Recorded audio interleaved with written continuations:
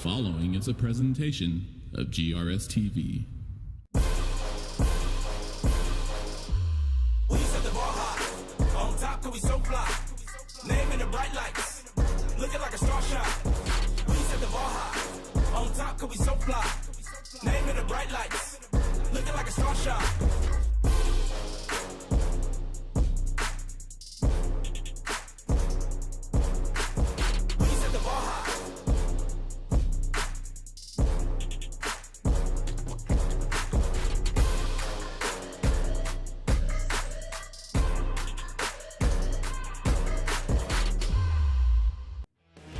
After a heartbreaking 30-28 loss to open the season, the Lakeview Centennial Patriots try and post their first win of the season.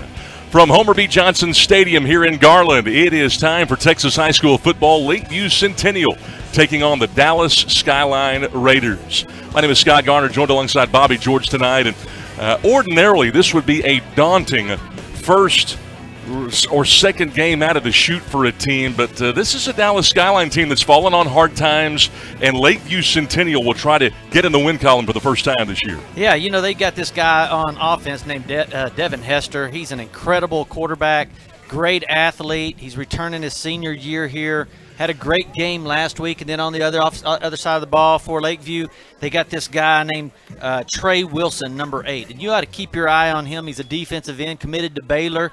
So, I think Lakeview Centennial has a really great opportunity tonight to come out and really stamp their beginning of their season. I mean, get ready to go to that first game for the season outside of the district play, and boy, they can get in there and really see what they've got as a team tonight. It's a Lakeview Centennial team that wins 5 games last year. They were very close in their opening game. They lose 30-28 and had a chance the last 3 minutes to win that ball game.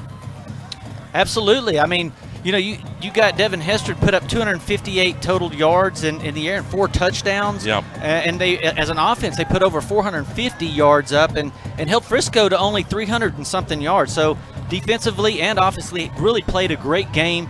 Just didn't show on the scoreboard. Anthony Sincelaire feels like his team is better in all 3 phases without question. And Lakeview will have the football first. They have won the toss and have taken the football. And here comes Devontae Johnson shy of the 20-yard line, and that's where the Patriots will go on offense. And the aforementioned Jonathan Hester, 5'10", 160, 18 of 29 last week, 246 yards through the air, completed 62% of his passes. You mentioned the 4 touchdown tosses, kind of picked up where he left off last year. Yeah, and I was watching him today, warming up before this game. Doesn't have a huge arm. He's not going to just throw a 40-yard bomb on you, but very accurate, great athlete, and he's got some great receivers with Montgomery on one side, and they can really get open for him to throw it to. Spencer and Whittle also going to be mixed in there at the wide receiver spot. Spencer had 7 grabs last week against Memorial in that 2-point loss. Hester, plenty of time on this first down play. Taking his time here, dumps it to his running back, Dustin. And Dustin with a nice gain on kind of a check down, getting 7 yards on that opening play with Elijah Barnes, maybe their best linebacker, making the stop. Solo tackle by Devontae Oliver. Second down, 3 yards. You see, he just scrambled. He had a lot of time, man. That offensive line just gave him a lot of room to find his check down. Skyline likes to run that 3-3 stack, and that may be the best lineman they've had in a couple of years. Anthony Scott getting right past William Price there and drops him for a loss of 4 to set up a 3rd down and a little more than 6. William Price was able to get back on the ball and stay in alert, but you know, this is where you get those early things out of the way on your offense. You're trying to play that run-pass option. You kind of hold it in your running back's belly for a second, then you got to pull it out. And he's got to figure out, hey, am I supposed to keep this ball or am I supposed to let it go and let the quarterback take it? And sometimes that gets a little confusing right there, and it ends on the ground. 4-2 nickel look here. They run a little stunt. Hester avoids the pressure. Now being pressured from behind, and down he goes. Elijah Barnes with a second play in 3 snaps. A sack here for Dallas Skyline, and the Patriots have to punt. Does a great job avoiding the first rusher. Boom. Now you got to get rid of it. You can't try to outrun these guys from the defensive end spot because they have the angle on you. And they were able to take him down for the loss. You know, of all the problems that Skyline had last week with Lancaster, they still were able to tally 4 sacks in that game, even though it was a shutout. Yeah, they got some big guys up front, and we just saw, and speed. Big 21 right there was able to get out there and chase Hester down on the outside. Diego Rivero. Here's the punt here from Diego Rivelo. It's a low, wobbly kick. It's going to be picked up on this side of the 50. Devin Bell trying to shake a man and can't. Boy, he kept giving ground. Lost 10 yards on that would-be return. Yeah, I mean, really, you just got to let that ball go and just let it down itself. But he goes ahead and picks it up late, and number 4, Hunter, gets down there and makes the tackle. He does. He loses about 10 yards on that one. Skyline takes over on their So here comes Dallas Skyline, down in 10. who is under first-year direction of Jody Coleman, who had a really successful run as the defensive coordinator down at Humble. And they're going to go with Brandon Barnes at the quarterback spot because Trey Freeman, their ordinary quarterback, their starter from last week, got banged up with a knee. So we'll see what happens here from their own 40-yard line. That's a lateral pass, and it's caught out there by Devontae Oliver, who many thought might be one of the guys to look at, and they pick up 4 yards on kind of an extension of the run game. Brandon Barnes, quarterback. Well, Brandon Barnes does a good job of throwing that ball out there. We watched him during warm-ups, and it looked like he was struggling to find his receivers, but that one right there was on the money. And, you know, he's coming from the wide receiver spot. 2-yard gain, second down, 6. Yeah, and Barnes is a wide receiver himself, as you mentioned, a guy that's playing in place of Trey Freeman. A little pressure and a quick pass into the bench. Boy, he felt the heat and tried to find Oliver again, but that one's too tall. Yeah, that's what we were saying in warm-ups. He was just having a real hard time finding his receivers. Patriots. And it's one of the reasons why Skyline only threw for 41 yards last week. Just had problems at that quarterback position. You know, and they went on a run of about 19 straight playoff appearances, but they've had a little bit of a drought the last few years. 3rd down at 6. Quarterback draw all the way, and Barnes got hit hard by the aforementioned Trey Wilson, the Baylor commit. Needed 6 and got 2. Well, I see. He thought he had some running room. Watch the running room he has here. It's wide open, but boy, the reach on Trey Wilson and speed to get through there and get him down. Well, that's a great word right there. You talk about he's 6'3", 245. He has all the specifications of playing big-time college football, doesn't he? He'll only get bigger. That's true. He will only get bigger. Nice play, though, by Trey Wilson. So the two teams will exchange a punt here. Skyline gets it away. Here comes Clayton Montgomery. Room to run, needs a block. Being very patient. Nice cut right there. Tackled just shy of the 40-yard line on a 15-yard return. Yeah, Montgomery's just kind of taking his time, just waiting for his blocks, maybe trying to find a little lane there. Gets it out to about the 40-yard line. Good starting field position right here for Lakeview Centennial, who again was 5-5 last year. We see Anthony Sinclair last year missing the playoffs by 1 game, hoping to get back there. 2-5 in district competition. 1st and 10. These teams had the ball once. Hester's going to give it to Lawson for the first time. Sean Lawson running between the tackles for 3.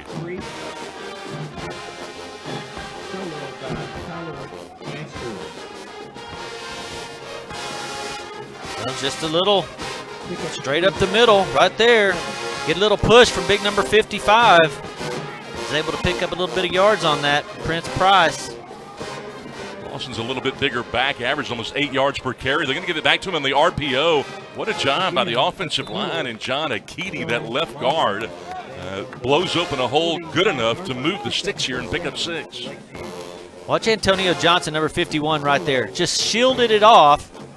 Just makes that little gap right there where he can skinny his way through it. Big boy, big number 25. Sean Lawson, 208. He's 5'8", 208 pounds.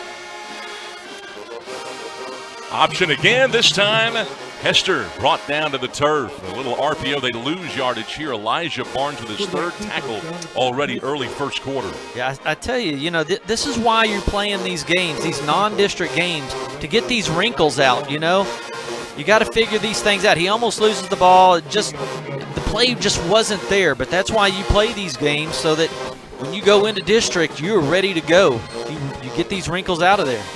Temperature in the upper 70s right now. We're not seeing basketball on turf like you usually see in a high school game. Had a lot of rain here today. On second down and 10, Hester again will try the middle and runs into the breadbasket of Lundy Conzevius, a backup backer to set up a manageable 3rd down and 5. Yeah, I like the play. I really do.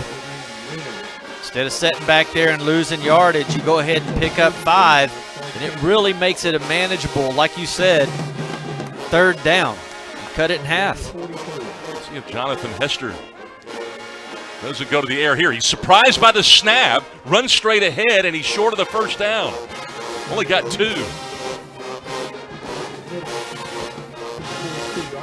They weren't in sync again. They're just having a little bit of trouble with the snap, with Hester getting the ball, the handoffs. They're just a little bit off right now. They're going to have to figure these little things out, because that really solved it ended your drive right there.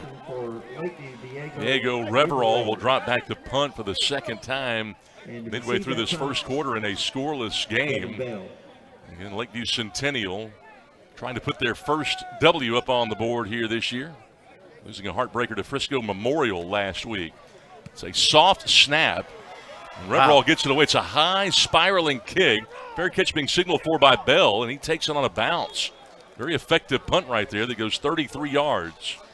I mean, it's really nice to see this early in the season to see good special team play. Yep. Because it's really not hard. You think you don't put the most time in it in practice. You working your offense, your defense. You don't spend a whole lot of time in special teams. But we've seen 3 exchanges now that's been really, really nice on special teams so far. Punts down on the 11-yard line where it'll be 1st and 10, Skyline. So Skyline's going to come out, and DeMonte Oliver is going to take the snap here at quarterback, and it's going to be an option. Going to run out left, trying to break it outside. He's got a block, and a big hole on that left side finds the corner, and Oliver runs for 18 yards. DeMonte Oliver, the sophomore. They really play it good on the outside here. Watch the defensive end right there, number 18. He stays out. But then Oliver turns the speed on, and he just breaks contain out there. So we saw Brandon Barnes, and now they're going to give DeMonte Oliver a shot here.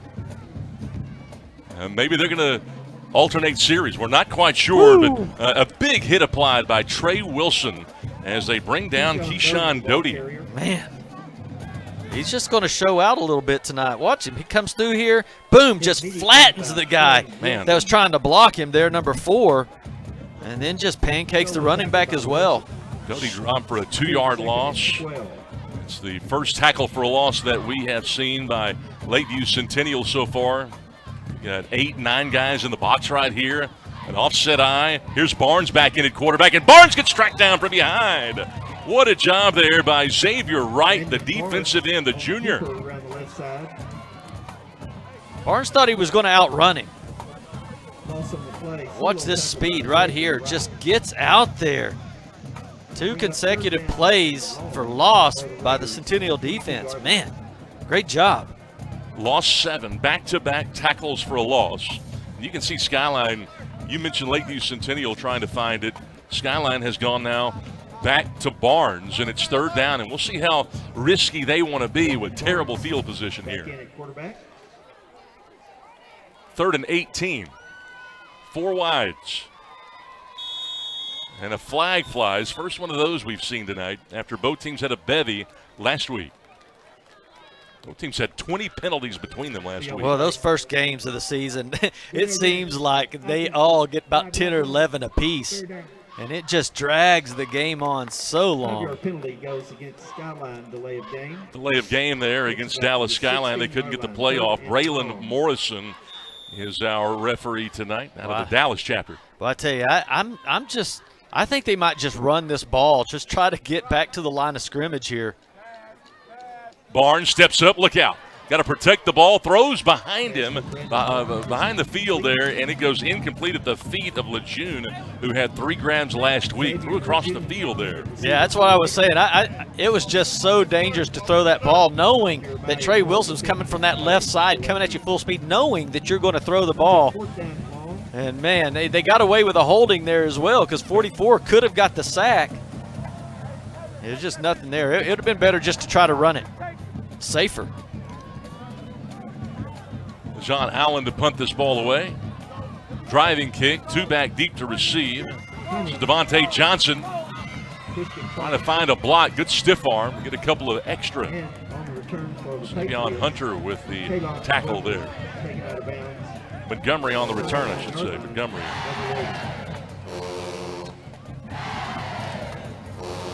So good field position here for Lakeview Centennial. 4:40 to play here in the first quarter. Neither of these two teams have even come close to scoring 4 punts so far. I tell you, Centennial, though, is gaining ground each time they punt. You know, they had it first on the 20. They didn't go anywhere. Then they got it on the 40 from the punt, and now they're back on the 39 after this punt. So they're gaining ground without any offense. First time they've begun on this side of the 50, and they send Montgomery in motion. And boy, the edge is set hard, and he got bulldozed by Elijah Barnes, who makes his 4th tackle already. You're going to have to put a body on Big 21 right there. He's just coming straight through. Playing that linebacker spot, just really keying off the lineman and just following them. 3rd tackle for a loss by the Skyline defense. Skyline defense that permitted almost 300 yards last week, which by today's standards is not terrible, but they only racked up 78 on offense. 2nd down and 11. Yeah, Barnes is coming from that outside linebacker spot, and he's just following those offensive linemen. If they start to pull one direction, he's just following their hips, and it's leading him right to the ball carrier. A lot of times you can get an aggressive linebacker that's just flying in there a lot. You get him with that RPO and just throw it right over his head, right where he was. And Elijah Barnes, you see our head referee, Braylon Morrison, talking with Jody Coleman, first-year head coach for Skyline.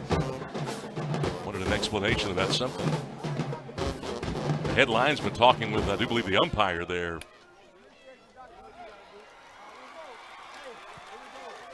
It's like we're not going to get an explanation. It's a big delay, though, here. It's a 3rd tackle for a loss for Skyline.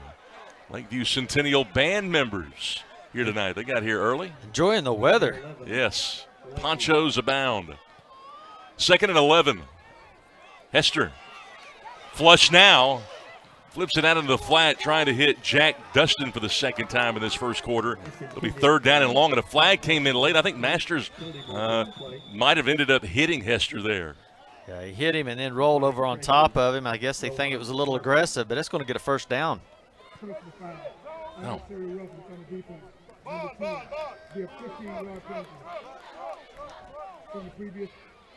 You know, there are penalties as a coach you can live with.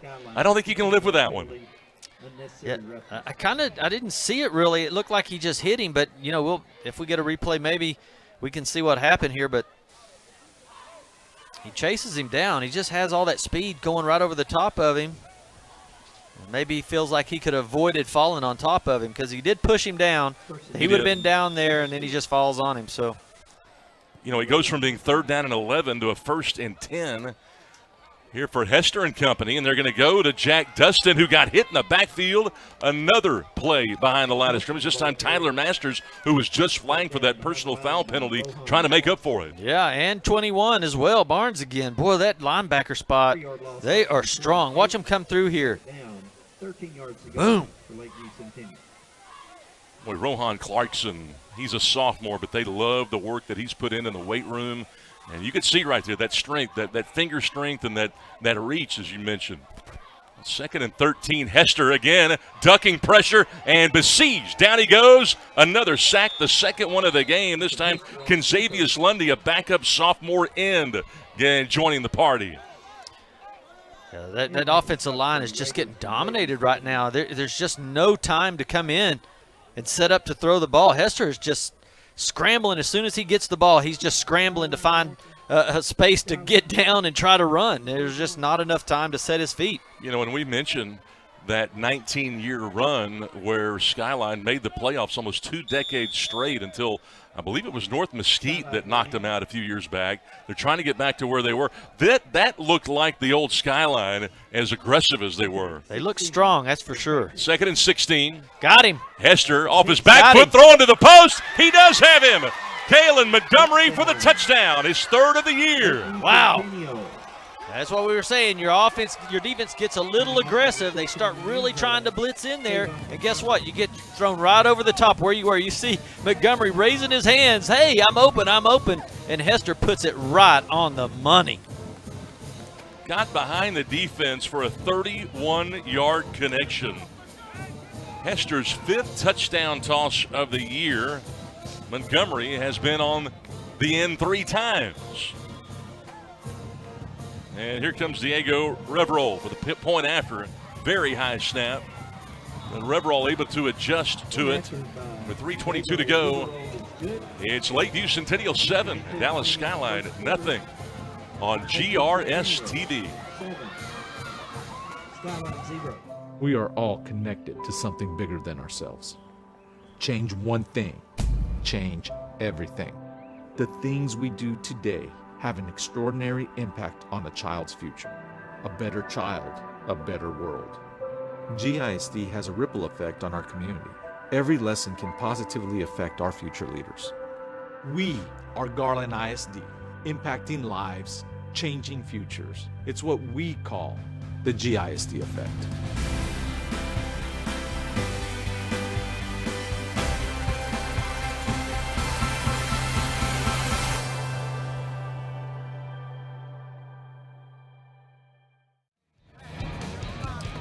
Evan Hester coming up with Kalen Montgomery.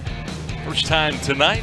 Those 2 guys have really secured a friendship and a bond, and they have grown by leaps and bounds since last year. A season that saw Lakeview Centennial post 5 wins, and they would love to get in the win column for the first time tonight. End over end kick. Reverol sending it toward the end zone, and so Skyline begins their own 25-yard line. Well, you got these kickers nowadays that they're really into soccer, you know, and it's like the coaches are going out and recruiting these soccer players that would like to come out and play and kick and punt, and it's really paying off. I mean, he booted that all the way into the end zone. He adjusted and kicked that field goal right there, and you know that could be the difference in the game. It can be, and it may not show up tonight, but at some point this year, that will be important. Hey, you look at all the statistics in the NFL, college, who is the leading scorers in all of these categories? Oh. It's always kickers. Absolutely. Monte Oliver's back in there at quarterback for Skyline. Remember, they don't have their starter. He got injured with a knee, and they try to go with a screen on the first play of the series. And Lejeune has to go through his hands. Marion Smith was in coverage, 3-year varsity guy. Well, it's better he just did miss that ball, because if he would have caught it, it would have been a 4-yard loss. I mean, he just got nailed right when he was up there to reach for that one. You know, and as a defensive back and a linebacker, these are the games where you can kind of pin your ears back because you know they're not going to challenge you deep very often. Here's Oliver under pressure to the sideline and nobody home. That ball hit the water girl that was standing right there by the big jug.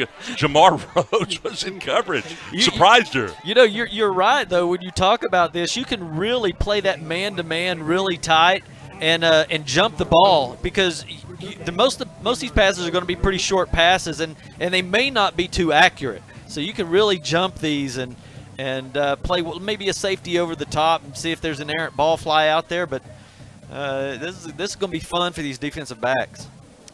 It's interesting. Skyline only threw for 41 yards last week, and their last 3 snaps have been passes. I'm a little bit surprised by that. Now they're going to be backed up here. 3rd down and 20. Big problems here for Oliver, and down he goes. Xavier Wright again. Okay, Oliver on the keeper, brought down for a loss. Making the stop, Xavier Wright, along Corey Gray. Boy, it's just, I don't know what the play actually was, because when you look down the field, there was only one receiver that ran down the field, and I'm not sure that he was a receiver. I think he was blocking, but there was really no running backs in the play either, so I'm not exactly sure what they had planned on that play. Well, this would be a third. I'm very sure what it was, Bobby. A disaster. Disaster. It was a You're complete right. disaster with that bad snap. Oliver's going to run the draw here. Doty, Uh-oh. look out. Breaks a tackle, trying to get to the sideline. Got out of the grasp, but Xavier Wright was the one that brought him down. Keyshawn After all that, Doty, they the still ball lost a carrier. yard. Well, that's Xavier Wright. Xavier Wright staying with it. I mean, they thought he had him. That's when big plays happen, when everybody thinks the play is dead, and then nobody's paying attention, and then all of a sudden the running back breaks an 80-yard touchdown. But Xavier Wright stayed paying attention, and that's what you want for him. Stayed outside as well.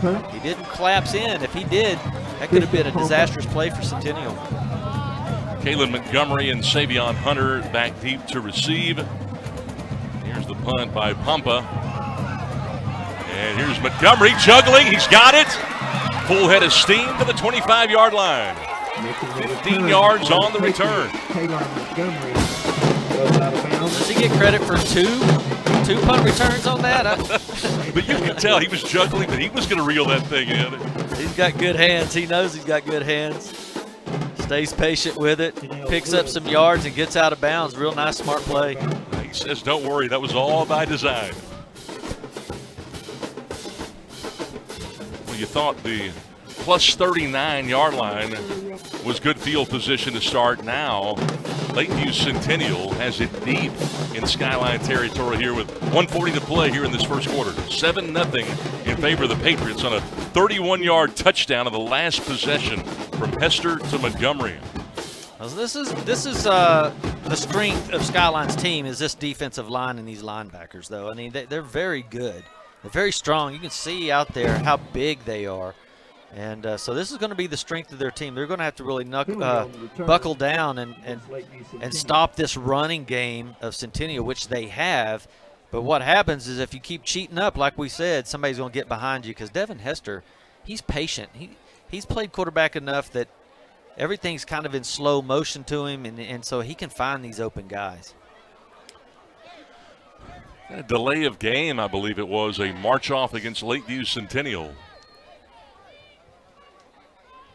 And, these two teams combined for, 20 penalties last week. Lakeview Centennial penalized 11 times, Skyline 9. And that was the key number one against Skyline for Anthony Sincelaire, the head coach for Centennial. You've got to stay disciplined tonight to pick up the win. So Montgomery in motion on the fly sweep. Gets a block there from Dustin. His running back finds the corner. Flag comes in potentially for a hold or a block in the back. Picks up close to 10, but this one probably going to be coming back. Taken out of bounds by Jacory York. Penalty marker on the play.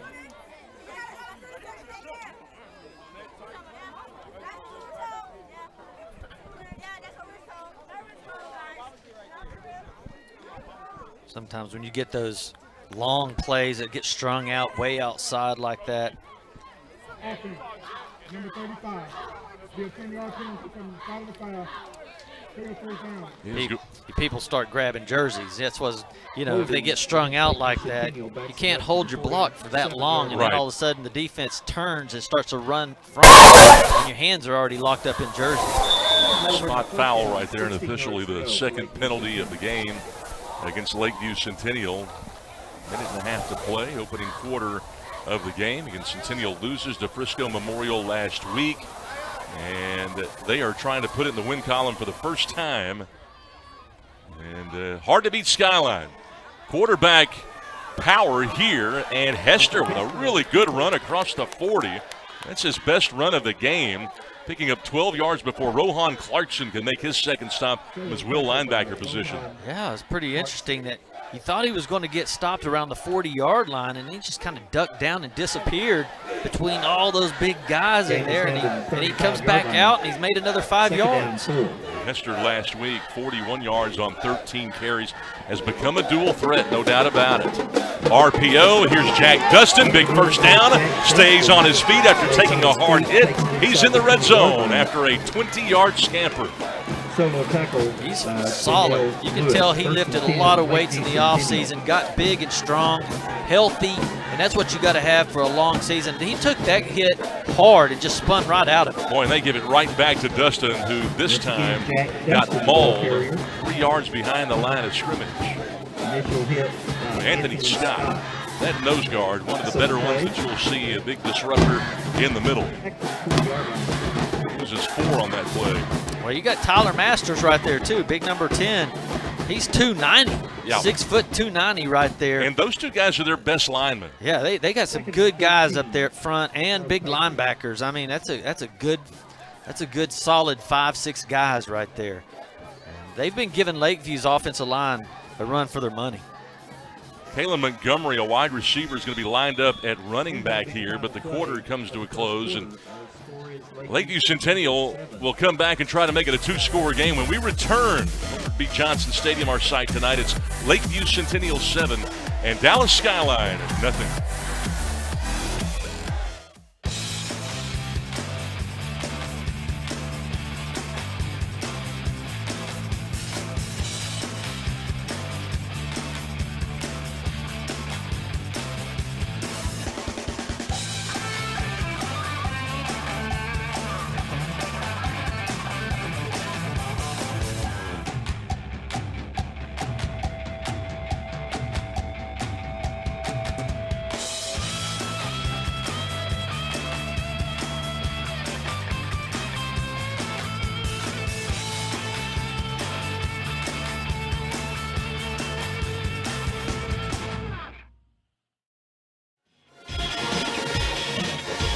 It doesn't feel like beach weather, but they're having a good time tonight. Getting some rain on a Thursday night in early September. Man, it's great. I mean, we went through so long without any rain, just the dread heat of summer. Oh. And then all of a sudden this week, last week, we've just gotten some clouds and some rain. It's been great. Still in drought conditions all across Texas. Montgomery gets the handoff. A wide receiver playing running back, and he gets spun around by his shoulder pad. Conzavius Lundy makes his third tackle as a backup defensive end. Third down and 14 coming up. 6'2", 210 coming out there. He's just fast. He might be a little faster than Montgomery. Montgomery had some running room. If he could have just broke it just a little bit more speed right there, he'd have been off to the races. Fifth play that went for a loss. Now the left guard, Akiti, gets out of the gates a little too soon. Well, this is going to be tough because now you just keep backing them up. Offense, number 52. I think they were going to try to run that ball, Second down. get maybe half of it, get close enough to kick a field goal, but now that just takes them right out of field goal range. It changes the whole game plan of what you were going to do. And Anthony Sinclair, as we get a look at the Patriot marching band, Anthony Sinclair Correction, number 3rd down. really likes his offensive line. You've got 3 seniors and 2 juniors that anchor the starting O-line for Lakeview, and you hate to have a penalty on a false start with guys who have been there and done that. There's some big guys up there, too. I mean, you got some 290, 250, 264, 346. You got some heavy weight right there. That's what you call ham bones. Ham bones on that offensive line. 3rd and 19, they've got to have the 7 to move the sticks. Jonathan Hester, pressured, sets up, look out, getting ground, and down he goes. It's the 3rd sack of the game for Dallas Skyline, first for Elijah Barnes. Now, you'd like to see Hester be a little bit smarter on this. He wants to make a play, and he has plenty of time to do it. Now you got to get rid of the ball. Just throw it away. You don't need to just hold on to that ball and take a 25-yard loss like that. You got to just go ahead and get rid of it. You have a first down in the red zone, and now you end up punting. From the 40.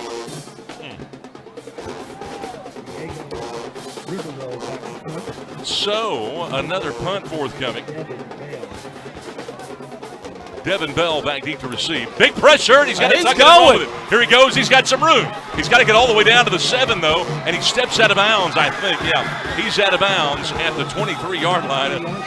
If he didn't have half the football field to go to get the first down, that'd have been some run right there, That's Bobby. interesting that they went ahead and did that too, because I mean that's really your punter. That's not a running back or a receiver back there doing it. That's your punter taking off down the field on a 4. You basically had to go 35 yards to get a first down here. Initially, I didn't think that was by design, but it might have been It at had second to look. have been, sure. That straight up, he tucked that one and took off. Hey, you know what? Might as well take that chance. You still pinned them inside the 30.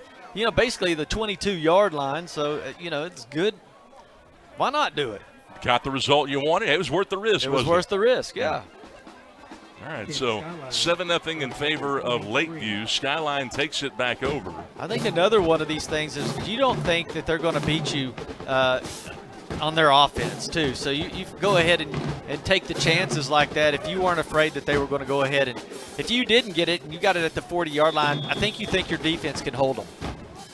One back to Brandon Barnes here at the quarterback spot. Oliver, the other quarterback's going to motion out. Throw the slant, caught it. First completion, and he got away at the 30-yard line, and he's still running across the 40. What a run right here for Peyton Ross. He's back. Oh, you're kidding. He's got to the 30. A flag comes out. Flag was thrown into the bench. What a play right there. It goes for 44, but what about the penalty?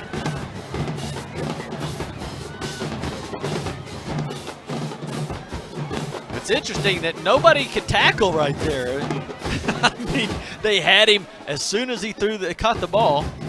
And he just was running through people. And Peyton Ross is not big, but he knows what to do when he catches that football. 5'10", 195, big contributor. There's Braylon Morrison, our lead official. Yeah, block in the back. Dallas chapter. Illegal block in the back. Offense, number 13. Be a spot foul, 10 yards. Where they threw that flag into the bench, I thought maybe a coach got in the way of the head linesman running up First the down. sideline. Yeah, and I thought it was just a beanbag saying he stepped out of bounds. I mean, he threw it so hard. First down, 10. Well, Chambers missed the tackle initially. Boom, another miss, just another miss, and just Yeah, here comes a Corey Gray, instead of wrapping up, just tried to hit him with his forearm there, it looked like. So after all that, they pick up 22. Swing pass to Oliver, who juggles and drops it. Pass is intended for DeMonte Oliver, incomplete. Ascending for the Raiders, Cameron Smith. Well, you can see Skyline feels like they got some great athletes, and so you try to throw it out there and get them isolated and see what they can do, and that's what you want. You want to get them the ball outside in some space, see if they can outrun the defensive back, break a tackle here or there, and off to the races you go. So not a bad way to go right here. They got trips outside, and they just get the ball to one of them and see what happens. Barnes, look out. He just heaves it up on a go route, a prayer, if you will. Xavier Lejeune could not catch up to it. And Trey Wilson got big pressure there on Brandon Barnes, that defensive end. Third down, 10. Good play. Everybody thinks he's going right with those 3 receivers on the right, and he gets isolation on the left and just goes ahead and tosses it up there. Trey Wilson put his shoulder pads right in his ribs as he let the ball go. And Jamar Rhodes out there, backup corner, trying to cover in man coverage. Here's Barnes stepping up, big pressure, and he gets hit from behind. Picks up 2 as he had to tuck it and run with it. Each defensive line getting pressure on the opposing quarterback. That time, Nico Gaston. Right here, he just breaks the chain and just boom, just puts his weight all over Barnes. Those are those kind that you get up and you say, "Ah, man, that knocks the breath out of you. All your energy's gone. You need to go off and sit on the bench and get some water and let the punter kick."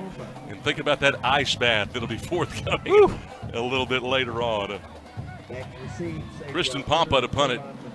Again, you've got 2 back deep, and Savion Hunter and Kalen Montgomery. This is going to be Hunter. Here comes Savion to the middle to try to set up a wall, and the gunner gets down there in a hurry. And I mean, now that's Elijah Barnes that made that play. It's who we've been talking about all night, 6'2", 222 pounds, and now we know how fast he is. We've been watching him as linebacker. He only has to go 5 or 6 yards. That time he had to go 35 down the field, and he was the gunner. He was a gunner, full head of steam. And I don't think the two guys in front of him even saw him. He got there quick. Guys like that get to go to the next level. Yes, big time speed. Skyline's always had that. Devin Hester goes back out. They fake the handoff and throw it out to Kalen Montgomery. All by himself on kind of a naked screen, just a little hitch. They'll pick up 3. And again, both of these two teams sort of use that short passing game as an extension of the run game on a night like tonight. Well, they like Montgomery. You can tell Hester and Montgomery have played together a lot, and all the plays seem to go to Montgomery. I know there's other guys out there that can make some big plays, but boy, they really target number 5. Well, he had 6 grabs last week. He's caught a couple tonight, and Kayla Montgomery defined as being very versatile and a spark to this Patriot offense. It's 2nd down and 7. Hester looking for the deep dig and overshoots his man. That was Julius Spencer. Got to be careful throwing it that high over the middle. Robinson was in coverage. York was there. I thought he was going to have a chance to pick it off. I mean, there were so many people. I don't know. He might have been going to Terry Payne. You see him coming across the middle, too. I mean, there was people all over the place that might have just gotten Hester's head. He didn't know if he should go deep or go short, and then you find yourself going right in the middle. Kind of got caught in between, Caught in between, yeah. Yeah, sure did. 3rd down and 7 for Hester. And tonight, done a good job of the passing game. Steps up, look out. Big traffic, and Anthony Scott again from that nose guard position. This time comes up with the sack. 4th one of the game for Skyline. You just don't have a lot of time to make a second, third read. Like right here, there's your first read, here's your second. You don't have time to go through 3 or 4 progressions against number 21 and number 5 right there, or 7 right there, Scott and Barnes. You just don't have enough time. And Scott giving William Price, the center, all he wants tonight. You think they're going to take off running this time? I don't see that in the crystal ball here. Uh-oh. Devin Bell, as they get away the rugby punt. Bell with a chance to return. He slipped for a moment. Now fumbles the ball and somehow hops back down on it as a flag flies on the near side of the field. They've got something in Diego Riviola. I mean, he took off like he was going to run it because obviously it could have been blocked. They put a lot of pressure on him. He gives a little juke to the side, does a rugby punt. That was a beautiful punt. And a hold against Skyline. Got holding. Return team number 23. At 10 yards be added to the end of the run. 1st down. Well, if you just joined us, the two teams exchanged 2 punts apiece. Look at that. There he goes. Just beautiful. Almost got a piece of it, but it was a really good punt, effective down the sideline. Well, it almost was a turnover right here, actually. Sure was. Ooh. We had 4 punts to start the game, and then on the 3rd possession of the game for Lakeview Centennial, Devin Hester found Kalen Montgomery on a 31-yard strike. That has been the only score to this point. Skyline with really good field position on the plus 46. Their best starting field position of the game. Barnes up the seam, finds his man Hunter, and that'll be his first catch of the game. I should say Lamanya Woods, his first catch. The junior, A.J. Harris, got him. I tell you, I like the play. This is where he's effective throwing the ball. Just throwing it right there in that gap. Don't make him read. Just throw it out there, right there. Just an instinctual throw and get it to your athletes. And, boy, when they catch it, they're hard to bring down. Barnes going to go empty here. Throws it high, but it's brought down. And a 1st down. What a move as he goes inside Roderick Harper, who doubles as a safety. And Roderick Harper gets tackled by Corey Gray, but they'll pick up 17 on the play. See what they want to do. They want to get isolated out there with their athletes like we were talking about, and when they do and they complete their pass, you can see how effective it is. Roderick Harper did a good job that time. This time they throw it over the head of Peyton Ross, who caught a big catch a couple of drives ago. It'll be 2nd down and 10. Barnes makes the right read. He has 3 receivers. 1 stays short, 1 goes in the middle, and 1 stays in the drag. And he made the right read to throw it. He just overshot it. Skyline trying to play a little bit faster than what we saw them earlier. 7:43 to play here in this first half. And Barnes 2 for 6 in the game for 43 yards. Oliver goes in motion. Barnes gets hit. Ball comes out. Had a chance for a scoop and score. They're going to call it incomplete. Well, it'd be interesting to see a replay on that. Yeah, Trey Wilson gets around there quick. He was fixing to let that one go, too. See how fast Trey Wilson gets around here and just boom. Oh, I think he tried to tuck that ball. I don't think it was ever touched. I guess it was. Maybe it was. Maybe he didn't have it touched. Yeah. 3rd down and 10. Good call right there by the official. Solo back is Mentor. Has not carried it yet. He's in there to block. They roll Barnes out. Got a man deep in the end zone. Ball's tipped and almost picked off. That ball almost intercepted by Jeremiah Moore, who's young, but boy, is he talented. Well, that was good coverage. Everybody stayed deep. You weren't even close. Watch Wilson, how fast he is right here. He's getting held, and he still outruns him and chases him down. Whew, good deep. And they had Xavier Lejeune open early, but Barnes didn't see him. Now Montgomery, I should say Oliver comes over and will hold. I guess we're actually going to try to figure out where to hold. I've never seen a guy do that. This is from 37 yards away, limping to the goal post, and it's good. They're able to bang that thing through. How about that? I wasn't expecting it because they didn't actually know where to set up and all kinds of stuff. It was all weird right at the very end, and then they snap it, and he just boots that sucker through. I'm like, well, there's the line is set up for a place kick, yeah, but they're not set up to hold it. Yeah. And he had to scurry back 2 or 3 yards. How about that? 7-3, Skyline's on the board, 7:20 to play here on GRS TV.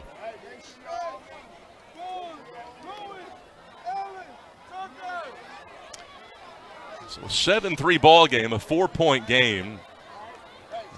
Of all that has gone wrong tonight, Skyline able to execute a 37-yard field goal. We've seen some great special teams play tonight. I mean, you know, all the coaches always talk about, there's 3 phases to the game. There's offense, defense, and then they throw special teams at the end. Well, it's really played off this game. It's been a lot of fun watching them. It has. It's been funny how the defense has come to play. I've been impressed with a couple of guys on that defensive front, the backers. Elijah Barnes has played really well. Lakeview Centennial on the other side. Trey Wilson and Xavier Wright, the 2 defensive ends, have made some nice plays. This is a game, if you like defense, this is the one to watch tonight. And, you know, this day and age, you don't see a whole lot of games like this.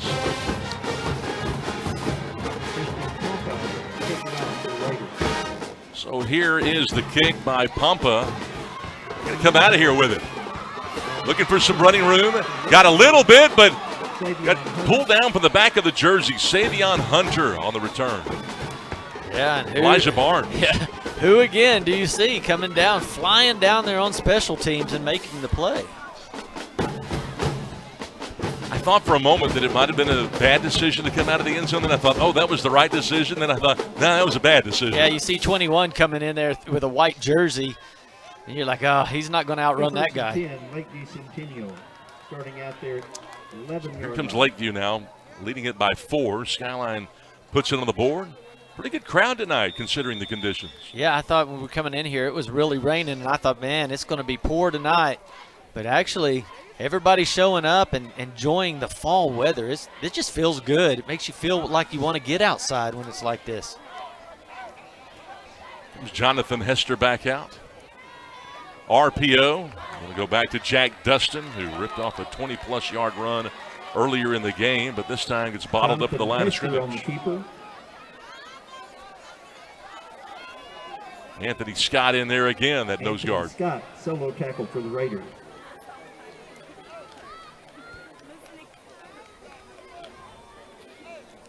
Hester stopped for no gain.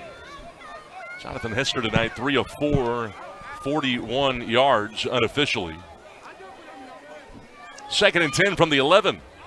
Here's Hester again on a quarterback sweep, a block, broke a tackle, has a chance for a first, he'll get it. He's broken 2 tackles so far, and look at Hester lowering the shoulder and then grappling with Devin Bell, who's also a return man / linebacker. What a run right there by Hester, 14.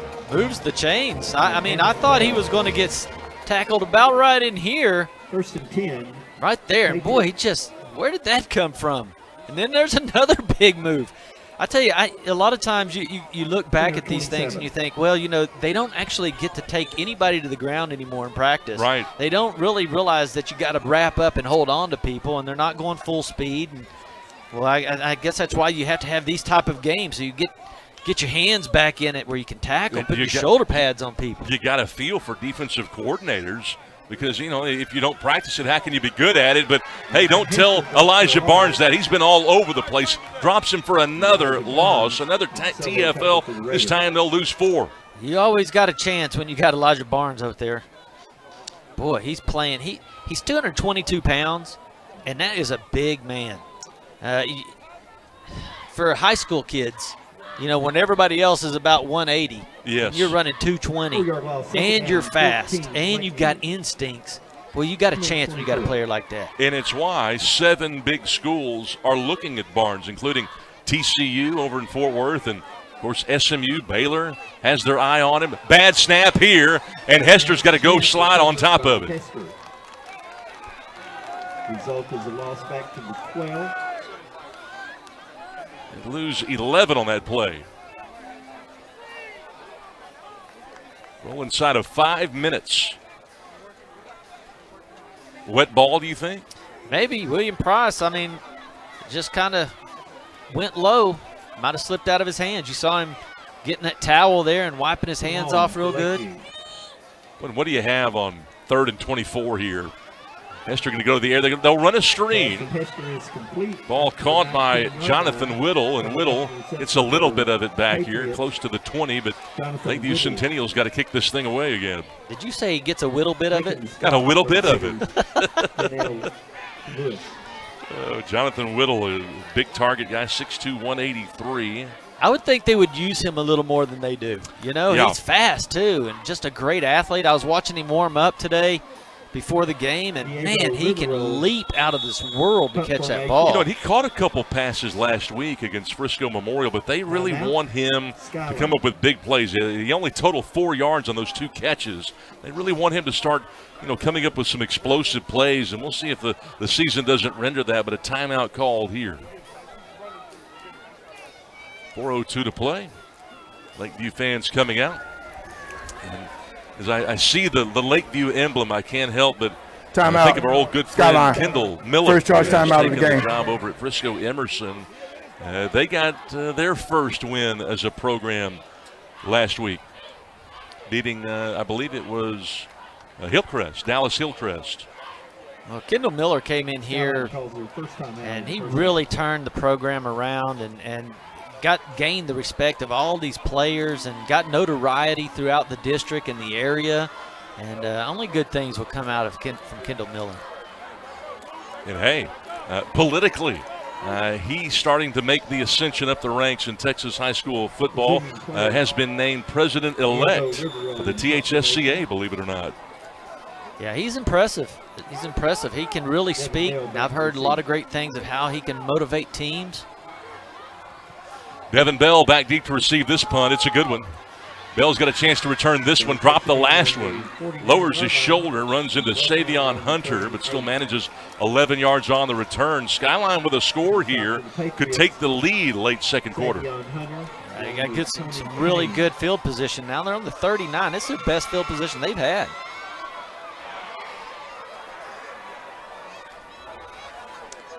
No flag on the play. And former North Garland coach Joe Castillo is in that district now with Little Elm. He got the Little Elm job in the offseason. Yeah, that's pretty fun. All these coaches that we're real familiar with, getting to go around and getting different teams, and it's a lot of fun. Dallas Skyline on the plus 39-yard line here. Late second quarter. And they don't have their starting quarterback. This is Barnes back in there now. He's the better of the two throwers, and he's going to heave it deep this time in traffic. Is it picked off? It is. Intercepted by Jeremiah Moore, the young, talented sophomore safety.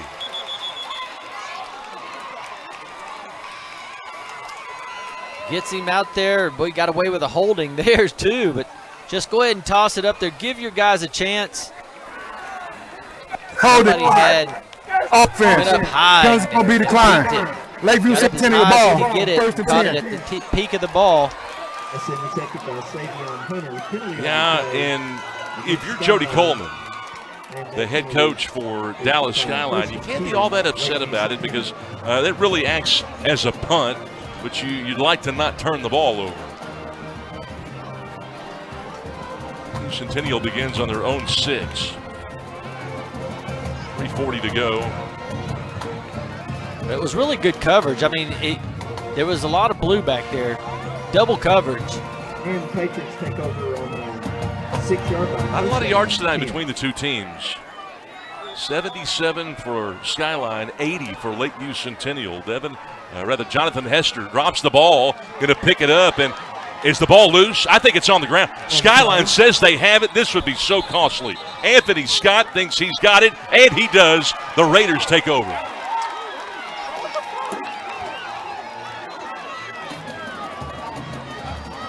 Again, a low snap. We've seen it a couple of times. 2-yard line. Scott stripped it. Yeah, just a great play. Stripped it and got it. Well, that guy's good. That was clean. There he is. You can see he's a strong boy.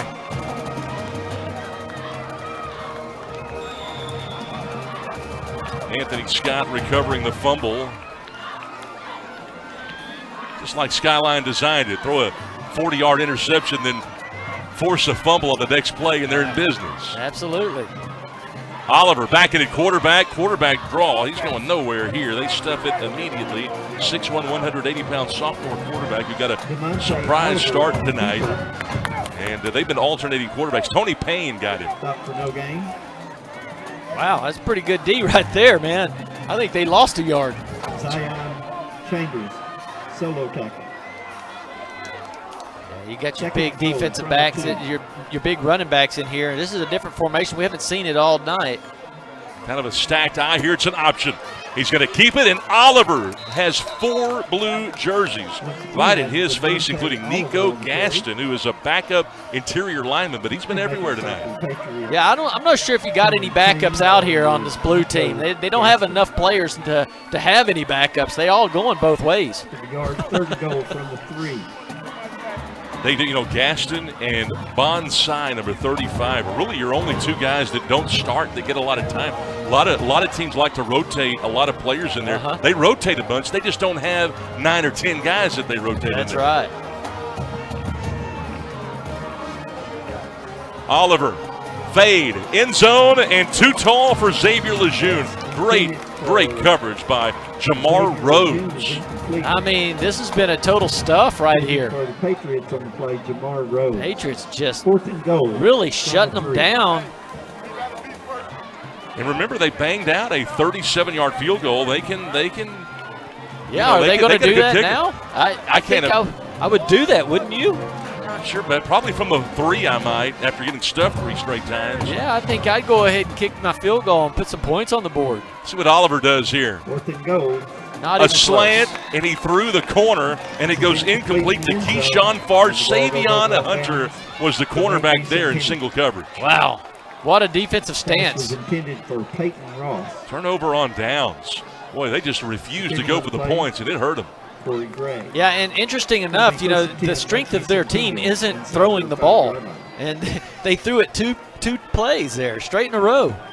Well, it's interesting in the days of the RPO, as Lakeview Centennial holds on to the 4-point lead, the days of the RPO, that run-pass option, you don't see many straight handoffs anymore, but you got to believe that Lakeview Centennial is just going to try to burn this clock right here. First of all, they've got to get the snap right. Sean Lawson is in the backfield. They don't have Jack Dustin back there, who fumbled on the last exchange, and he's able to pound for one. Tyler LeMasters doing a good job from that end spot for Skyline. And making the stop for the Raiders, Elijah Barnes. You just got to get some room. You got to get out of your end zone there. And I would just do straight handoffs here and not worry about trying to do RPO. That's when you get in trouble, because you're trying to pull the ball out of his chest, out of his arms, and they start holding on too tight, and then the ball ends up on the ground. So you just need to be real careful. Know what your play is and be decisive with it. Wouldn't be shocked to see Skyline call a timeout if they don't move the sticks here. Hester, low snap again. Lawson to the middle, nothing. We'll see if they don't use a timeout. Elijah Barnes with the tackle, and they will call the timeout. Timeout Skyline. Timeout, Skyline. Just ended up losing Second a yard timeout of the there. half. And on previous play, Cedric we'll have two timeouts remaining. We'll go ahead and keep it here. Skyline. 7-3 in favor of Lakeview Centennial. Yeah, you got a minute and 15 seconds here, and so it's probably a good call to get that timeout. But, Lakeview is kind of in a dangerous situation right here. You are, it's very hard to throw the football without question on a night like tonight. Now, the good news is you've got a quarterback who can run, who can throw. Only attempted 5 passes tonight. Hester last week threw the ball 29 times. So, obviously, conditions are an issue. Got a lot of rain here earlier. We had a lot of rain the last week. Seems like it's dried up, though, now. So, it seems like you could throw the ball. But I just don't think he's had enough time. I mean, what's going on is the center is snapping the ball low almost every time. And Hester's having to go down, pick it off his shoestrings almost every play. And when you do that, your eyes get pulled off of your target receivers and everything, and you got to reset. You don't have time to get the ball to throw it. 3rd and 9. RPO going to play conservative, and they will not get the first down. So they tried it, would not do it. Sean Lawson getting tripped up after a run of 6. Elijah Barnes again. Yeah, you're right. That's not a good combination. Bad snaps and pressure. Not a good combo. It messes up the timing of your play. Marked him for only a gain of about 3 or 4 there to set up 4th and 5. Another timeout. We'll take a quick timeout with them. We'll take a break and be back. 7-3 Lakeview Centennial on GRS TV. The Garland ISD Education Foundation provides resources to support and enrich education for all students in the Garland Independent School District. Every dollar donated helps fund innovative teaching and learning initiatives. Choose today to impact a better tomorrow. For more information and to learn how you can give, visit gisdedfoundation.org. Diego Reverol back deep to punt this thing away on 4th down and 5 from 8 yards deep in his own end zone. Bell to return it. This time he doesn't go with a rugby punt. It's a low, wobbly kick, and I believe the play was stopped.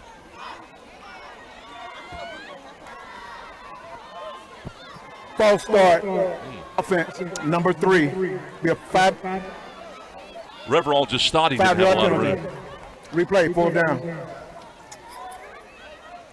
He goes against Lakeview Centennial, false start. Back to the Lakeview Centennial has not done a whole lot 4th down since they scored the touchdown.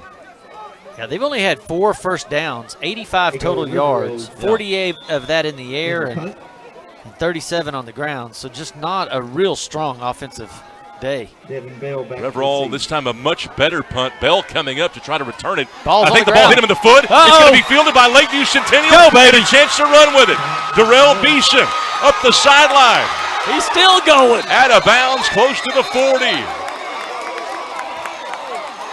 Ball hit Darrell Beeson Returned by right in the breadbasket, and he just took it and took off with it. I tell you, when you got number 80, Ravello, punting that ball, you never know what's going to happen. He might run it, rugby kick it, he might make somebody drop it. Who knows? But it's exciting when he goes out there. That special teams play is pretty fun to watch.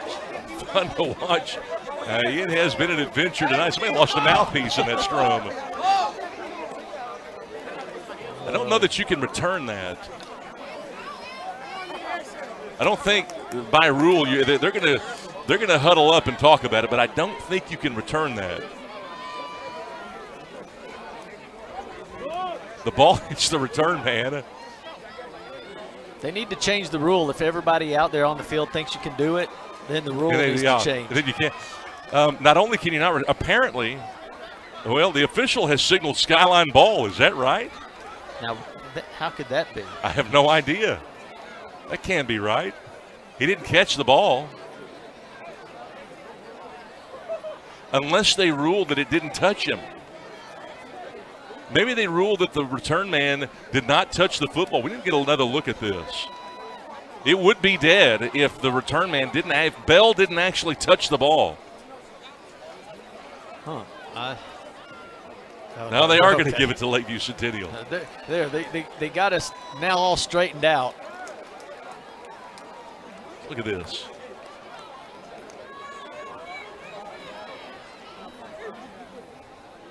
Did it hit him after it bounced off the turf, maybe? I think it actually did hit his hands, hit his fingers or something, because the way he reacted to it. He knew that it hit him. He knew. I thought, wait a second. I know they can't return it. Surely Skyline's not going to have possession.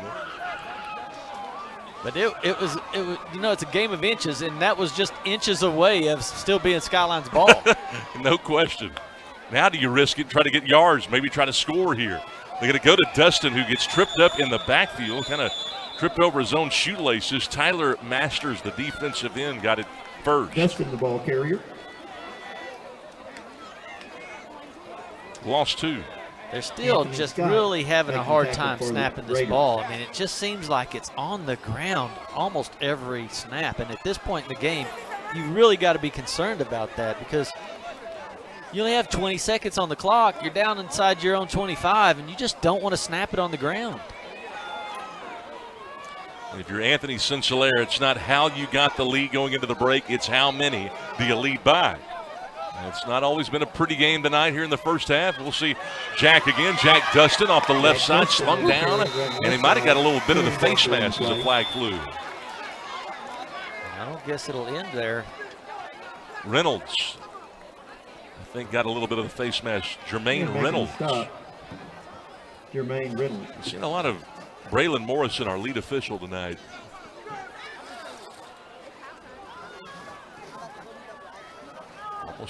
Well, at least 8 penalties so far between the two teams.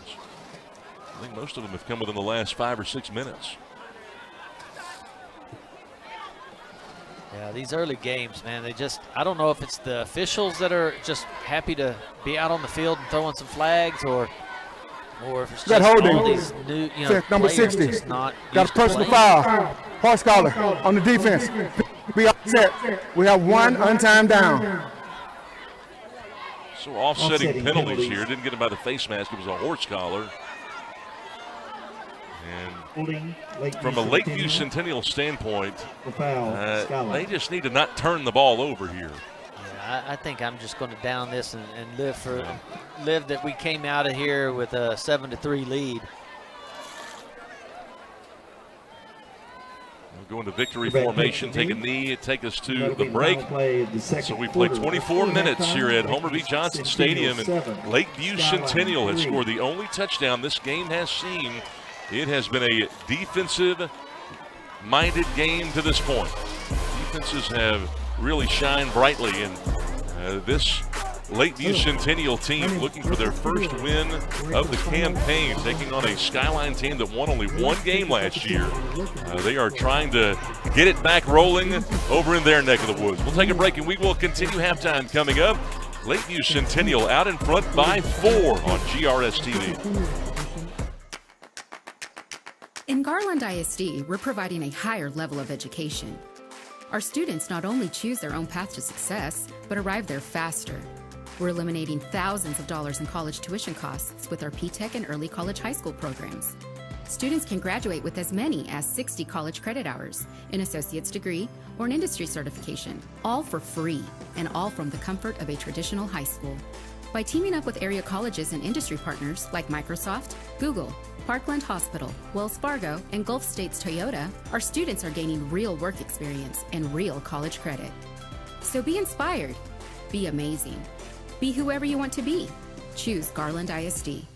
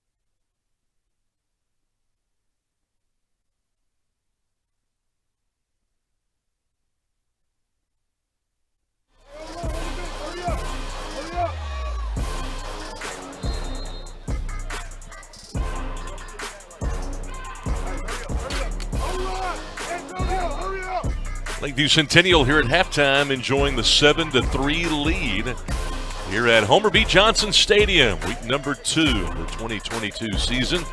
Scott Garner, Bobby George, a defensive matchup tonight. Both of these two teams, Bobby, less than 100 total yards on each side.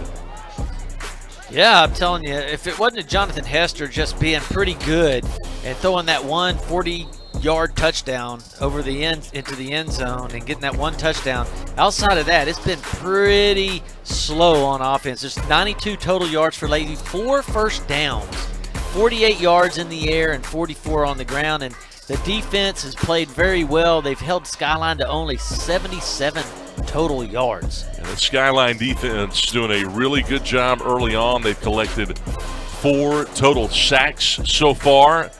And we'll get a chance to take a look at some of the highlights of that first half. In fact, let's take a look at it. The crowd coming in. That's rain before the ball game tonight. Temperatures in the upper 70s. Enjoying some good football here at Homer B. Johnson. Dallas Skyline and Lakeview Centennial meet up. Patriots looking for their first win of the year. And there's Hester going over the middle to the post. And there was Montgomery reeling it in from over his shoulder. Yeah, there again, they were working that defense, and then they found the weak spot, just threw it right over that linebacker. Christian Pompa banged through a 37-yarder to cut it to a 4-point game. But again, we mentioned this game has been riddled with defense. There's that big heave deep and the interception late. And a really nice pick right there. Jeremiah Moore, as you saw.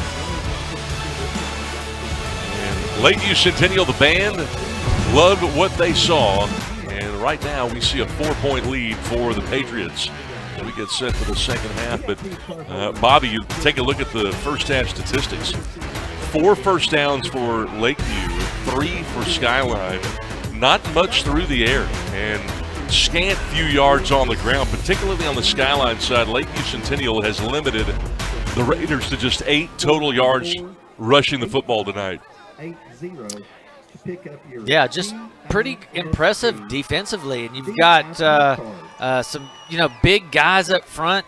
And Trey Wilson really showed out tonight in that first half. And they weren't able to do much against him. I mean, every time they rolled back to throw the ball, Trey Wilson was right on them. And defensive, they held the running game to, let's see, 69 yards in the air and only 8 yards rushing. So crazy. I'd say Centennial did a pretty good job of that front 4. Yeah, they did a really good job. And I'm a little bit surprised that Jonathan Hester for Lakeview Centennial, who threw for almost 250 yards last week, has only attempted 5 passes in the ball game for 80. Yeah, that's pretty – I'm with you there. Why only 5 passes tonight, especially when your offense has struggled as much as it has? Now, he's 4 of 5 for 80 yards and 1 touchdown. So, efficiency good, but the attempts are very low. And it might have something to do with that defense too. They really haven't had a chance to do any offense, running the ball or throwing the ball, because they've been going 3 and out. Well, Skyline's going to get the ball to start this second half. A Skyline team that last year went 1-9. They hit rock bottom and decided to make a change at their coaching position, and they have gone with Jody Coleman. Lakeview Centennial, they win 5 of 10 last year. They lose to Frisco Memorial by 2 last week. And the Patriots will kick it off. Diego Reverol will kick this thing away. Got 1 back deep to receive. Reverol's got a good leg, and it'll be fielded there at the 5-yard line. Pretty decent opportunity here for Dallas Skyline, and Julius Parker is one of their better athletes, but he fails to get to the 25-yard line. I tell you, when I played football way back when, you'd go in at halftime and drink some Gatorade or water, and take some salt pills. Didn't know where you were going with that. And you would come back out, and I remember lining up on that 35-yard line on that kickoff and having to do a dead-out 50, 60-yard sprint down the field, and how horrible you felt you know, that first play is just so hard to get down that field. And, you know, after that, your body gets back into it, you know, and you start getting back in the rhythm and your legs get warmed back up. But, boy, that first kickoff that they just did is a tough one. It is. And, you know, it's a long halftime in high school, 30 minutes. 20 minutes in college and 12 minutes in the NFL. Oliver was at quarterback. Now he's going to be the running back to start. Brandon Barnes began this ball game at quarterback because Trey Freeman got hurt last week and right out of the chute. 5-yard penalty. First down. Well, they didn't have 30 minutes wasn't long enough to figure out that first play, I think, right?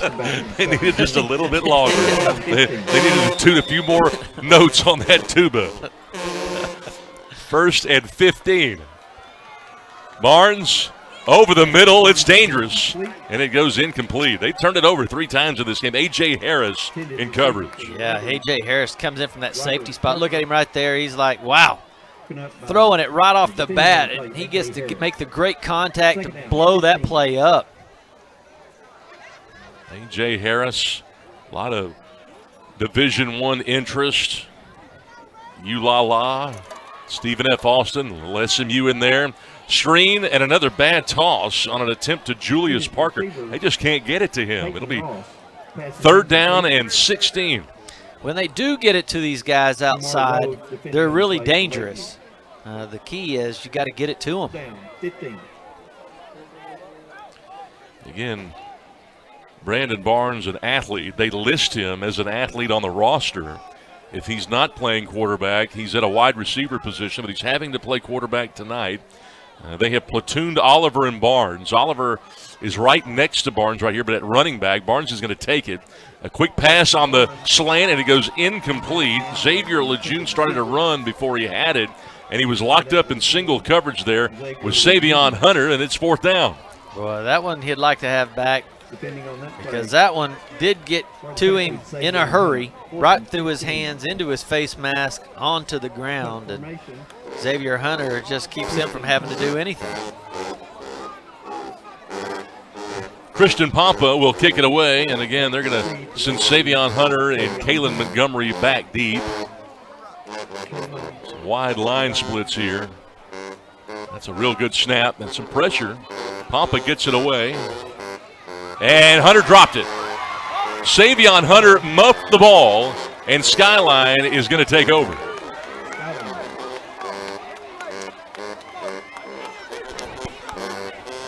That is the 5th turnover between the two teams.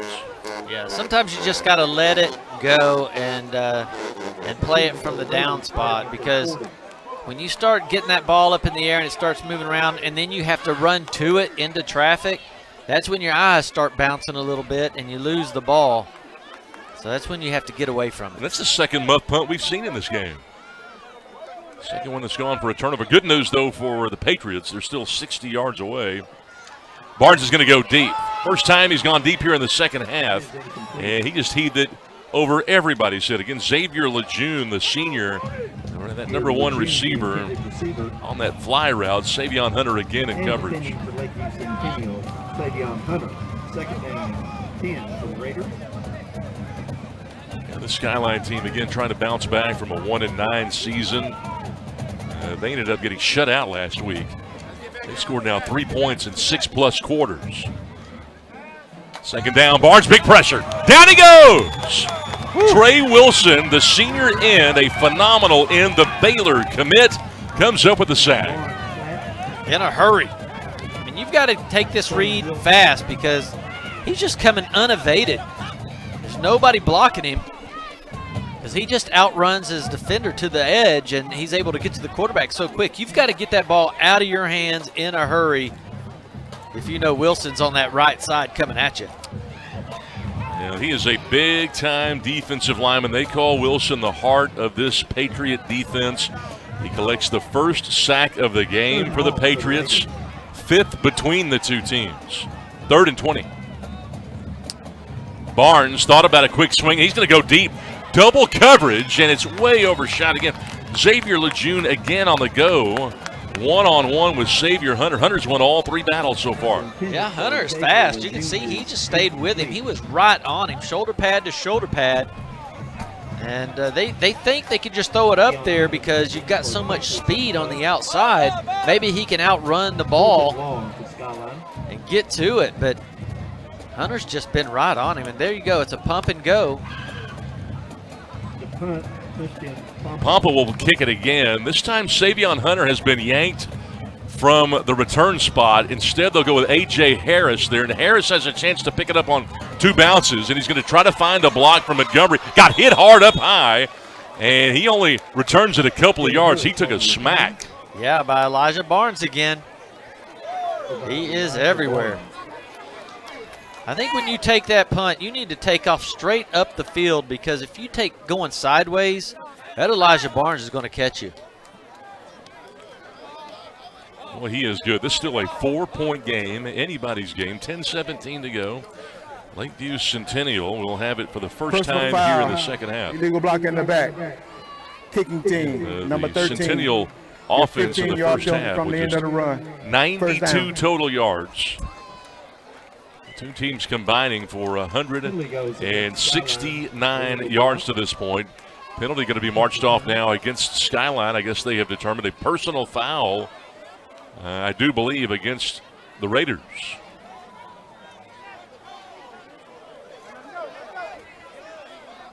The Raiders with Oiler colors, but playing like the men in black.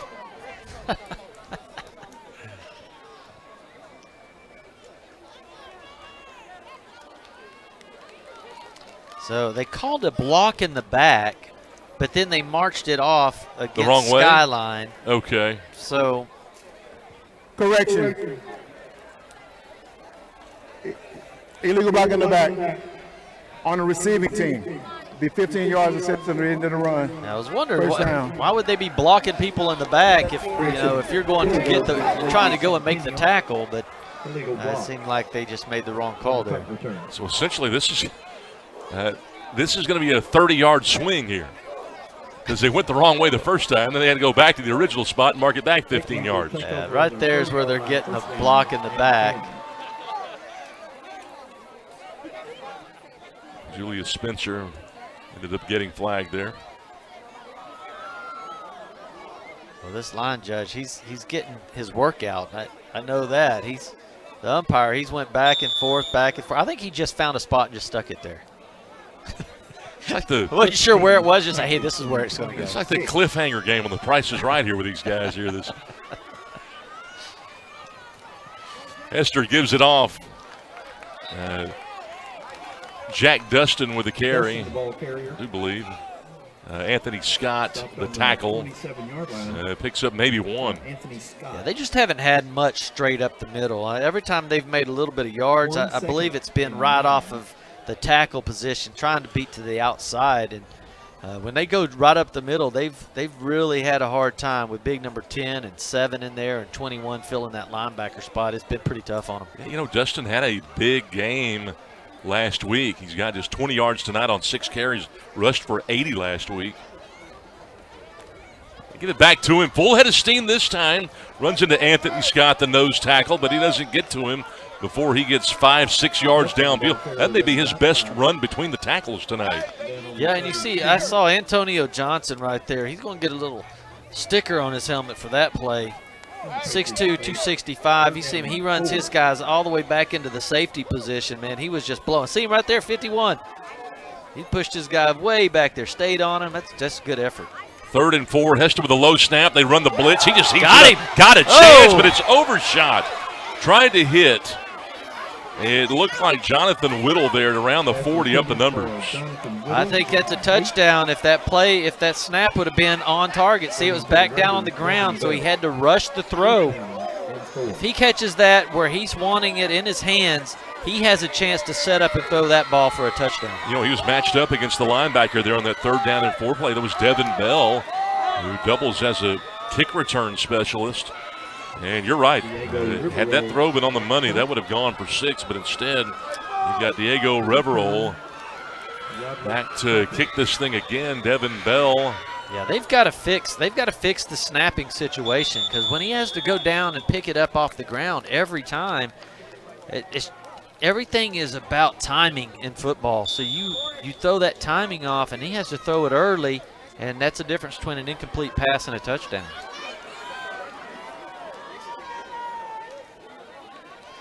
Third time tonight they've gone 3 and out. Reverell gets it away. He's punted really well tonight.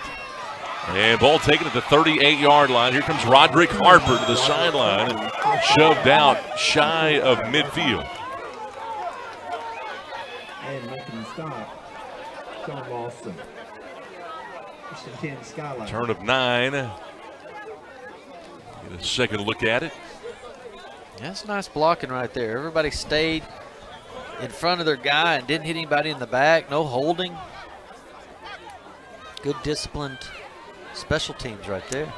Not seen a first down this half. 7 first downs between the two teams so far in this game. Centennial with 4, Skyline with 3. Yards have been very tough to come by. These two teams around the 100-yard mark. And goes in motion. Barnes with a quick toss on the slant. They give a little cushion, and it goes incomplete. Again, they try to hit Corey Gray. Boy, Savion Hunter, he's just having none of it over there. He's daring them to throw, because he's got there single coverage. And right here, he tries to run that little slant, and watch his man. He just dogs him, puts him right in the dirt. Savion Hunter's playing good out there, all on an island by himself. 2nd and 10, Minter in motion into the boundary. And the wide receiver got hit before the ball arrived. And now you've got a little tussle with Rhodes, the young sophomore. Rhodes talking with Peyton Ross. Those two guys getting after it, and I think a flag may have flown. Boy, the Centennial bench getting after it. They want the crowd to get into it. Yeah, that's fun because it happens right there. And what it was is there's a three receiver set over here, so they're going to try to throw a little screen, and Jamar Rhodes blows it up. He just goes right through it, knew it was coming, blows through there and hits the guy as soon as he catches the ball. Well, they didn't like that. 13. This is the first unsportsmanlike against Skyline here. Yeah, he didn't like it. He knew he got blew up. Watch, he blows it up right there, and then he just gets mad and tries to. Rhodes, the senior. Great play. Getting after it with Peyton Ross, who's been a big contributor, a great route runner, and a great wide receiver, but too much jawing after the play here. 2nd and 15. Barnes. That ball was almost picked off. I thought A.J. Harris had it. We saw Moore get one earlier in the game. Well, I'm really surprised that they're not using Brandon Barnes a little bit as a runner, because they've got the defense split way out. I mean, Centennial has no linebackers basically out there because everybody is in coverage, and it looks like if he just waits a second, delays it, let the linemen start to blitz upfield, he could take off running. Would have a lot of room to run in there, but they have just chosen over and over to throw the ball, and Centennial's athletes in that defensive backfield, they're just having none of it.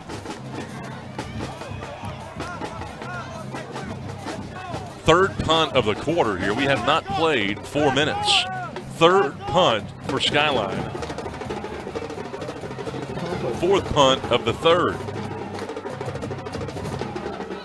Papa gets it away. Oh, a little confusion there. Yeah, just Caleb Montgomery lets it go. Skyline downs it, touched it at the 33. Remember, they made the switch. A.J. Harris in there for Savion Hunter as dual return men with Kalen Montgomery, and with a new return man back there, a little confusion. Yeah, but it's probably the best play, just letting it down. That's, you can do that on a punt. You don't have to always field it and take off running. Sometimes the best play is to not do anything. Thursday night action. It's coming out. 98 total yards for Centennial for the game. Surprising that Hester's only thrown the ball 6 times. He's 4 of 6, just 48 yards after he was able to collect 246 last week. They'll begin from their own 34 with 8:20 to go here in the third. He looks left. Big time pressure. Hunter slung around, and this time he goes down. Pulled down by Kenzavius Lundy. He and Reynolds and Masters have done a good job at that end position. 5th sack for Skyline. Yeah, he doesn't have a whole lot of time. I mean, you've got to get this ball and let it go. And you can see his receiver got knocked down right off the bat and just left him nowhere to go with it. Number 31. Loss of 4. 2nd down and 4. Super heroic type effort here to try to even get a first down in this game. Well, we've seen a ton of plays that have gone for negative yards, although that's the first of this half. Over the middle, and Hester had Jonathan Whittle on a skinny post with Kenjai Robinson in coverage, and it'll be 3rd down and 14. Boy, they had him set up. They haven't ran it all night. And finally had him set up. You see the linebackers was blitzing. Oh, and if he catches that, he's gone. There's nobody going to catch him. Robinson almost collected his first interception of the year, but it's 3rd down and a long 13. They have to have the 44-yard line to move the sticks. And once you've done that, once you've thrown that play, now the defense remembers it. And Yes. they're not going to let you do that again. So you've set it up, and you had the chance that now you've got to do the whole setup again. Nickel look, big pressure. Hester's got to run with it. They force him to the sideline, and boy, Elijah Barnes has been a sideline guy. You can see why 7 big D1 schools like this guy. Runs Hester to the sideline, short of the first down. Yeah, you're definitely going to see him on Saturdays. 4th and 9. He picks up 5 on that scamper. 35. Another punt coming up. 2nd straight 3 and out that Skyline has forced.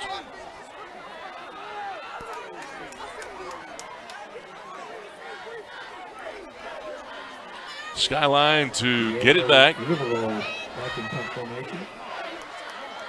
Roderick Harper back deep. Diego Rivero has been busy tonight. It's a good directional kick.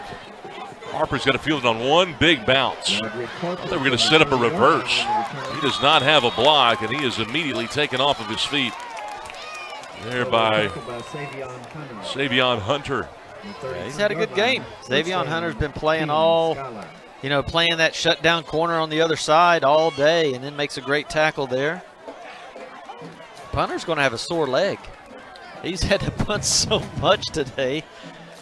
But I tell you, football, it's all about one play here, 1 inch there, and you've got to make the play when it happens. And that pass over the middle that he just was not able to get, that's the play that could have turned the game around.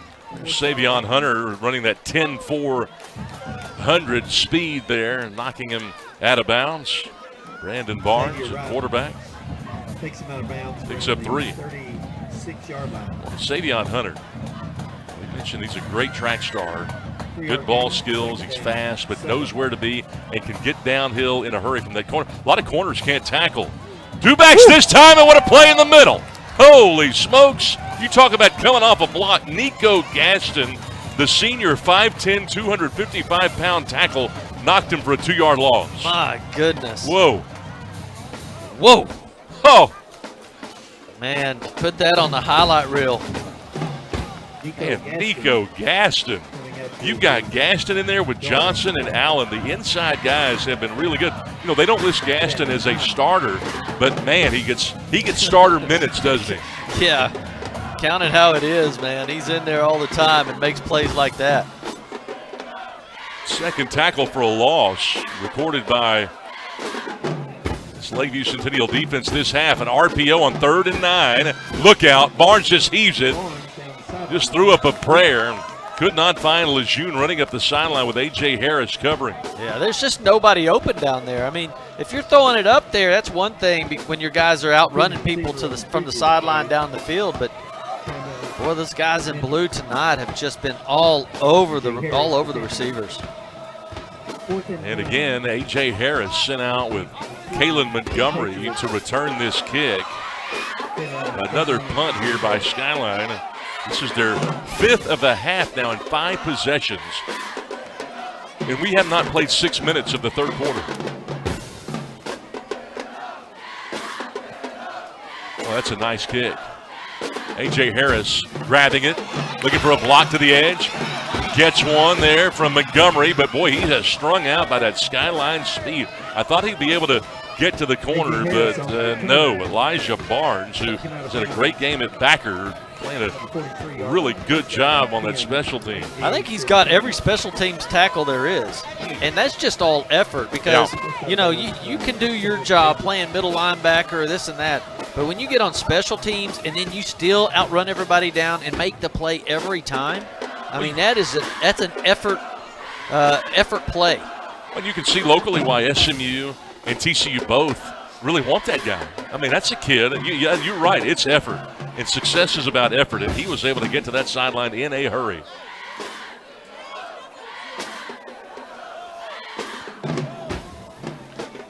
Trying to get a football here. Yeah, it's probably pretty hard to play without that. Yeah, they need that, don't you? Who's in charge of the football? I don't know. We have a football around here? Skyline go with an odd look here, an odd man front. Hester, low toss this time. And too low for Jonathan Whittle. Check that, Julius Spencer. Defending Timaz Robinson.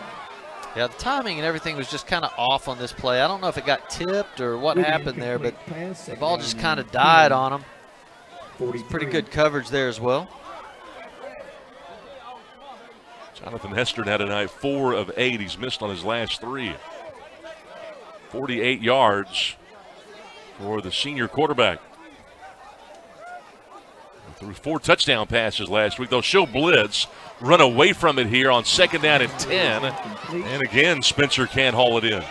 Boy, that's a couple of plays. I mean, Hester's putting it right on the money on his guys. They've just missed them right over the middle in the last possession and dropped that one right there that could have got you around a 3rd and 3 if he tackles you right on the money. Boy, that's 4 in a row that Lakeview Centennial has missed on, but that's not Hester's fault. That ball was right there. Now it's 3rd down and 10. Got him. Free play.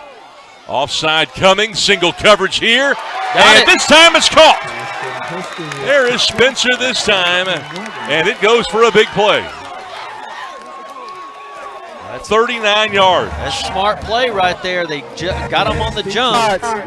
Defense. 1st down. Spencer takes off straight down the field. He knew once they jump, we're going to do a fly route. You just toss it to me because it's a free play. Doesn't matter if it's intercepted. Don't matter. It's a free play. Spencer electrifying. Remember, he had 2 touchdown grabs last week, 7 total catches. Hester's showing his arm right there, too. He's throwing the ball well here in the 2nd half. He's really accurate. First threat here for Lakeview Centennial since the 1st quarter. Well inside of 5.5 to go here in the 3rd. Centennial trying to make it a 2-score game for the first time tonight. First time we've seen Jack Dustin in a while. Nice job of lowering the shoulder, picking up 6 before Elijah Barnes comes up with his 9th tackle of the game. I like the way he runs. Jack Dustin, 5'9", 170. He got good balance. He's fast. He's got a quick step. And when he turns it upfield, he gets going in a hurry. Pretty strong kid. I like it when they hand it to him. Really good between the tackles. They like it when he puts his foot in the ground and gets upfield between the tackles. You got a couple of tight ends, a hard count, defensive nose guard jumps, throw it to the end zone, and it goes incomplete. Again, Jonathan Whittle with Devontae Oliver blanketing him. Offside. Check out the penalty. It's defense number 7. Be a 5-yard penalty. I mean, Whittle's 6'2", so you got to throw that up pretty high and let him go up and get that ball. Oliver, a guy that was covering there, he had 2 picks last week for Dallas Skyline. The 6'1", 180-pound senior. He can double as a wide receiver, but they like his aggression. That's why he's playing at that cornerback position. And after the penalty, it'll be 1st and goal for Lakeview Centennial. We can miss the playoffs last year by just 1 game. We've made the playoffs in, 2 of the last 3 years, I do believe. Hester on 1st and goal As Jack Dustin next to him. Going to give it to him. Jack inside the 5, a little short of the goal line. Boy, that's a good run and getting low. Dustin picks up some. He wanted that one. And finally taken down around the 1 yard line. And I like how these guards pull, get going all one direction. Boy, look at that, just, And that sophomore Will linebacker, Rohan Clarkson, just could not get an arm on him, couldn't slow him down, and almost gave up the touchdown as a result. Let's see if they go back to Dustin here on this 2nd and goal play. Jumbo package. There he is. This time tracked down from behind. What a play by Kendarius Lundy, the defensive end, dipping and ripping there, dropping him for a loss of 3. Well, they got in there in a hurry on that play. Lundy. A different blocking scheme on that one.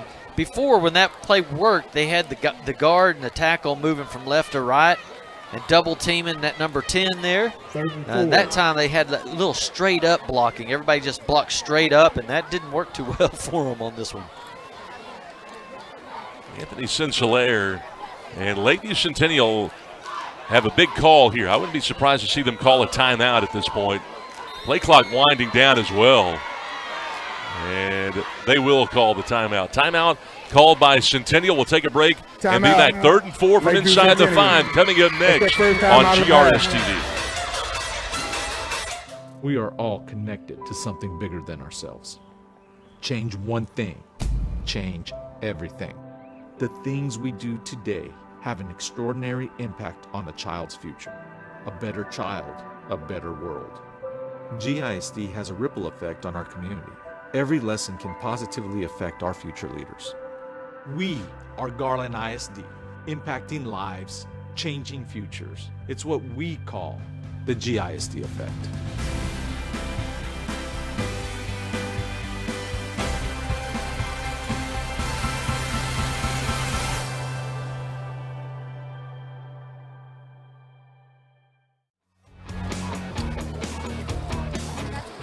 Centennial calls the timeout. They got a chance to talk about it on a critical 3rd down and 4 from inside the 5. 3rd and goal for the Patriots. Well, it's an exciting piece of time right here. You know, you got 2 plays basically to get in there. Skyline showing some pressure. Jack Dustin, nice move. Cannot get to the goal line. Elijah Barnes brings him down. Stopped on the 3 yard line. Only got 1. And they'll try to make it a 7-point game. 4th down. Looks like they're going to bring in their kicker. Diego Reverol from 20 yards out. Same distance as an extra point, just to the right of the extra point hash mark. Snap is a good one, but the kick's blocked. Blocked by Anthony Scott. Who else that nose guard who's had a terrific game so far?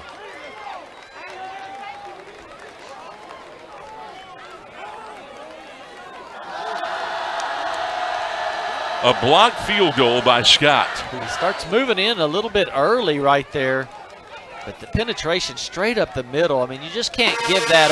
You got to be able to block that. You can't just. Everybody needs to be locked arms where they can't get through there. Just cannot give up anything inside, but that's what happened. And so Skyline takes over. Now they've got a real long field, but they keep it a 4-point game. 38 to go. They start from their own 4. They really had an opportunity right there. They had 1st down inside the 5 yard line. And that defense just stood them up. They just could not get 3 yards.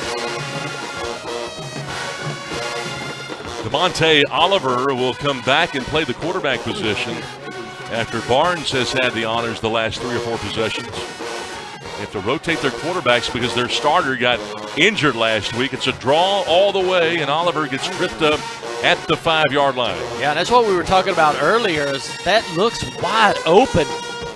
And that's what they did right there. And if he didn't just trip over the turf itself, he might have had a lot of room to run. Watch, he just falls. He just lost his footing. Maurice Johnson comes out of the ball game. Allen back in at defensive tackle for Lakeview Centennial. A 4-2 nickel look here. Oliver to the air. He's got his man. Peyton Ross on the outside release. And then lets the defender Rhodes know about it as they pick up 20 yards on that play. They've been battling all night long over there. And Ollie Rhodes was able to win one. Skyline down by 4. They've scored just 3 points for the season to this point. Almost 7 quarters have been played for the Raiders. Snap on 1st and 10. Oliver going to run with it. Needs a block to get the corner. He has that. Picks up 17 more with the legs.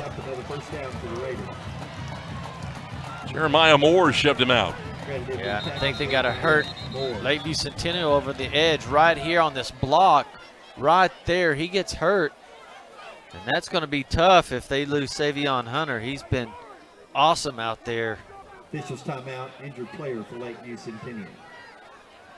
Well, we've got a chance to take a quick timeout. We'll be back in a moment. First down, Skyline, when we come back on GRS TV.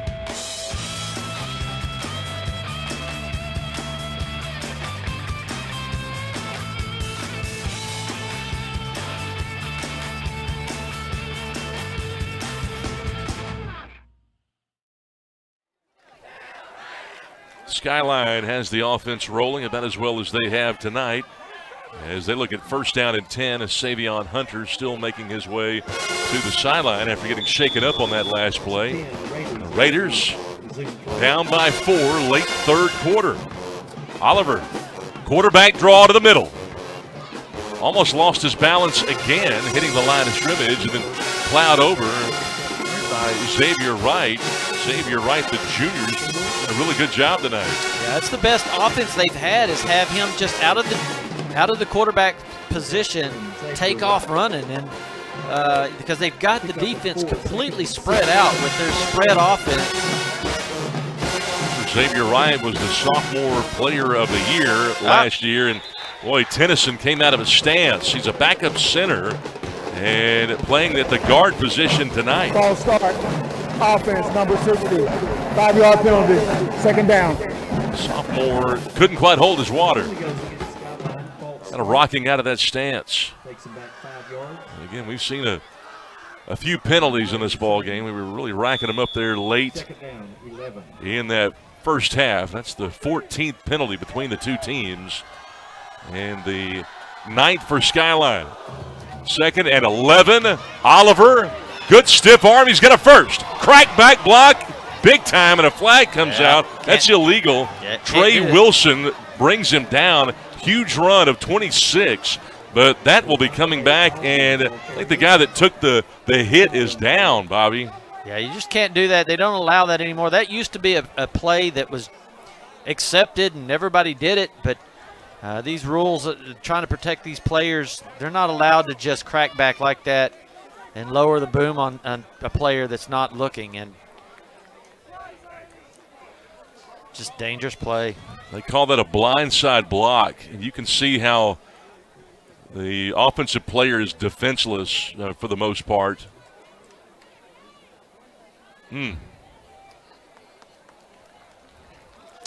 Tony Payne lowering the boom there.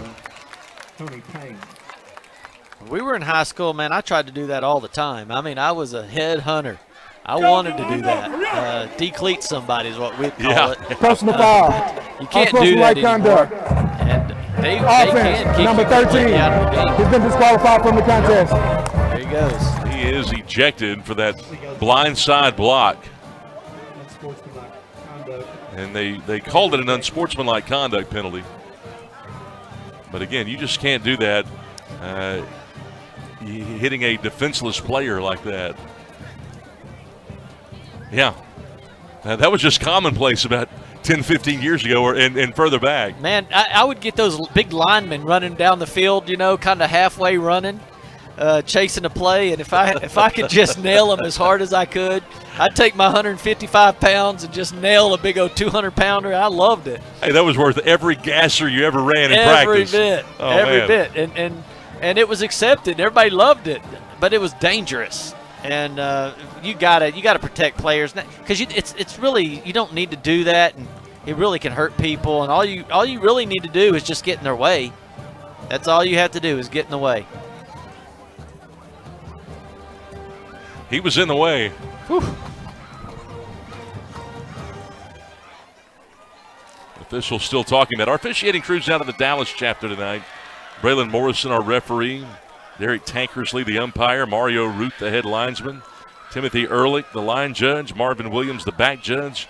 James Phillips, the side judge. And Alex Mercado, the field judge. So how did they get it back to the 49? That's basically where the penalty happened. Well, Skyline's got it. 1st and 10 after the crackback. Base defense, 4-2 nickel man coverage here. We see Oliver to the sideline and got hit. Flag came out for a holding from our lead official, Braylon Morrison. I got hold. Jason Romero shoved him out. Yeah, you could tell the ref didn't want to call it, but everybody on the sideline was yelling holding. So he had to pull the flag. Number 52, the 10-yard penalty from the previous spot. Yeah, that's the one thing, when I first started coaching, I didn't realize, Bobby, that the officials don't actually call every infraction they see. They have to, officiate with common sense. But, like you say, when the sideline's going crazy, they don't have a choice. Yeah, they knew it. Everybody knew that was a holding.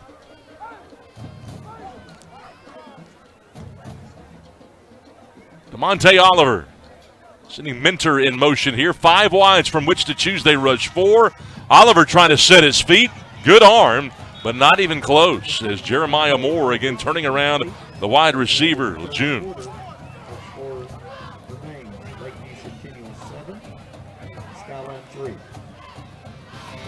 He lets it fly. He's got a good arm. He will throw it. He's a young sophomore, too. He just set his feet enough to put enough on that ball to get it down there. He's almost like a Mitch Williams at the quarterback spot. Well, isn't he? He throws it hard, not real sure where it's going. They don't list him as a quarterback. It's just athletes, so there you go. Quarter comes to a close. We're back in a moment on GRS TV. The Garland ISD Education Foundation provides resources to support and enrich education for all students in the Garland Independent School District. Every dollar donated helps fund innovative teaching and learning initiatives. Choose today to impact a better tomorrow. For more information and to learn how you can give, visit gisdedfoundation.org.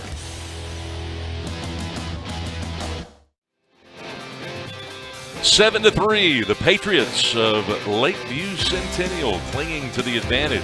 They established late first quarter on the 31-yard touchdown toss from Devin Hester to Kalen Montgomery. Skyline put up a late first half field goal, and that's sort of where we are right now. It's second down and 20 for Dallas Skyline to begin this fourth quarter.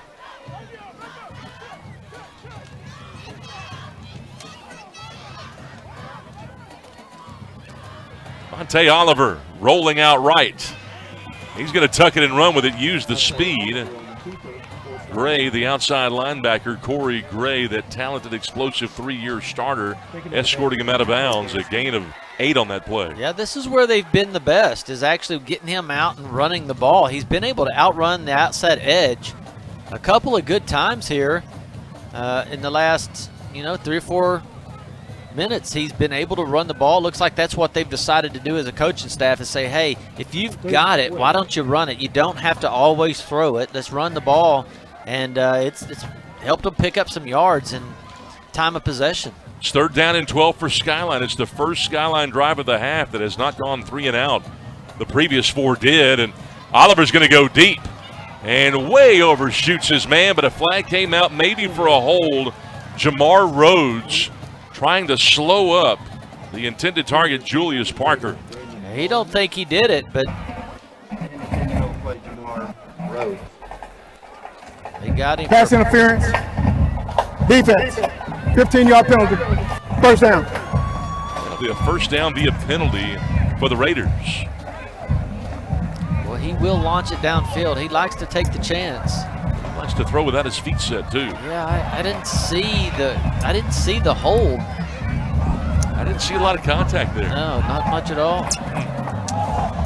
So Skyline's got it, and again, a touchdown would give them their first lead of the game. 11:44 to go, early 4th quarter.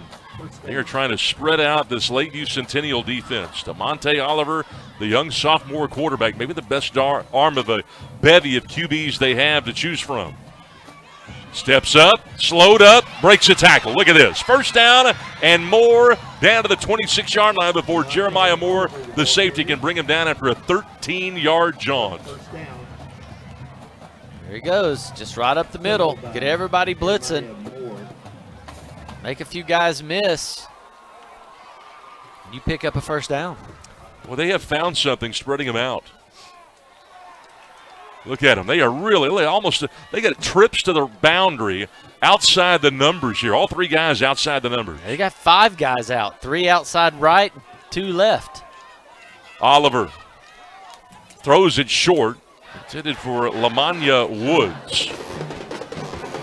He knows where he wants to throw it.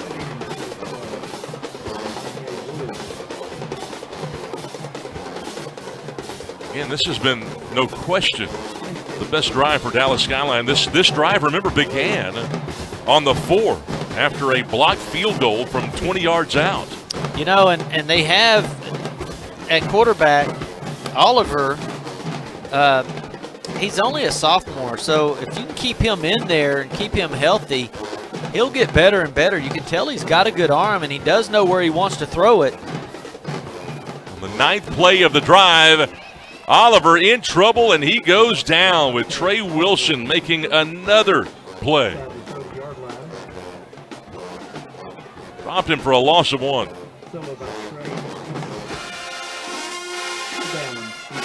Big 3rd down at 11.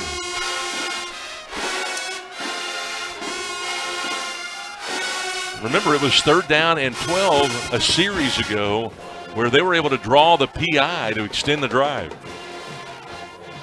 A very ticky-tacky pass interference as well. They're going to stay with this formation, this empty. Monte Oliver to the air, too tall. Goes incomplete. He couldn't get on top of that football, looking for Xavier Lejeune. Zion Chambers, the junior cornerback, in coverage. Remember, they kicked a 37-yarder earlier, and they're going to go for a long one here.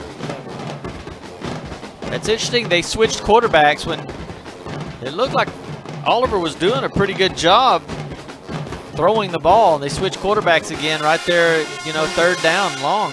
Christian Pompa to kick this thing. He hit from 37 earlier. This will be from 44 to make it a 1-point game. Big pressure. The ball is loose, and I thought for a moment that the defender, Nico Gaston, was going to pick the ball off the tee. Yeah, that one just didn't have much of a shot. I'm a little bit surprised they tried it. I mean, straight through the middle, basically without anybody touching him. Risher and Chavez, who play guard and center. Chavez was the snapper there. And they did not even touch Nico Gaston. I guess Gaston was just so fast off the snap. He knew the snap count, better than the offensive line did because he was through there before they got out of their stance. I'm not sure how to stat that play. It wasn't a block. The ball wasn't even kicked. All right, Lakeview Centennial from their own 33. Oh, speaking of which, how about a bad snap here? All this is going to do is lose close to 15 yards for the Patriots. Yeah, they've got to figure this out. I mean, you've had two-a-days, you've had all summer, you've had all these practices, and it just seems like they cannot get a decent snap. That bad snap will have them losing 16 yards. Second down and long. In 16 games. RPO, swinging out right. Here's Whittle. Needs a block, got one. Safety comes up. Kimaj Robinson. And Julius Spencer, I should say, got upended. Pickup of close to 5 or 6 on that play. A little bit of extra talking down there a little bit. The refs have to clear him out. 3rd and 20. And you've got 9 minutes to go. You don't have field position. You absolutely cannot turn the ball over here. This is tough position for an offensive coordinator to be in. Yeah, now you're down to about 5 seconds on the play clock. You're going to have to call a timeout here or get the snap off. Hester going to hand it off to Dustin. Slowed up at the line of scrimmage here. And he might have gotten 5, maybe 6. Elijah Barnes was there. Conzavius Lundy was the initial guy to slow him up. Not even close to picking up the necessary yardage. Only got 4, and it's 4th down, and they've got to punt this thing away. Well, they had to snap that one in a hurry. Well, he's keeping those legs pumping. Coming in the punt. Diego Rivero. Rivero will be back to kick this thing away. Can you see that punt, Robert? He punted it 4 times in the first half. This will be his 7th punt of the game. Snap, takes him a step to his right, has to avoid big-time pressure, and he's slung out of bounds. Got to throw it away. Slung out of bounds. Conzavius Lundy got to him. They'll lose yardage back to the 10. Skyline takes over, 10 yards away from taking the lead, and a flag comes out. Did he get a piece of the face mask? Oh, they're going to wave it off.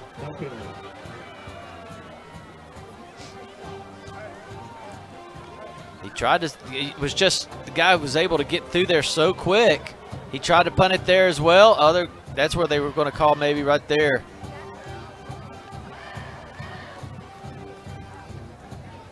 Well, boy, that is a bad break. That's disastrous right there. Bad snap, pressure. They lose yardage back to the 10. They lost about 15, 16 yards on that. And Skyline takes over with their best starting field position at the Lakeview Centennial 10. 8:02 to go in the game. Skyline looking for their first lead. Oliver throwing it deep. Ball's tipped and then caught off the deflection for the touchdown. How about that? Dallas Skyline sees Barnes, a quarterback in this game, catch a tip ball for a go-ahead score. Oh, it's just great defensive coverage right there.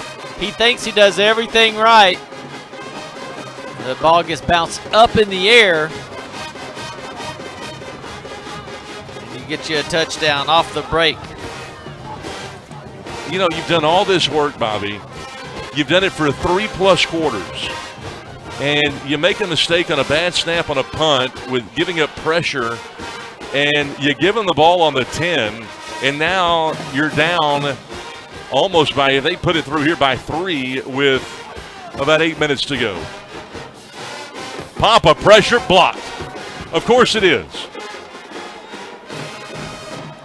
Ball's picked up. Will they run with it? They're going to call it dead. Savion Hunter. Block that kick, Savion Hunter. Take a break, and we will continue 9-7 Dallas Skyline. You're watching GRS TV. In Garland ISD, we're providing a higher level of education.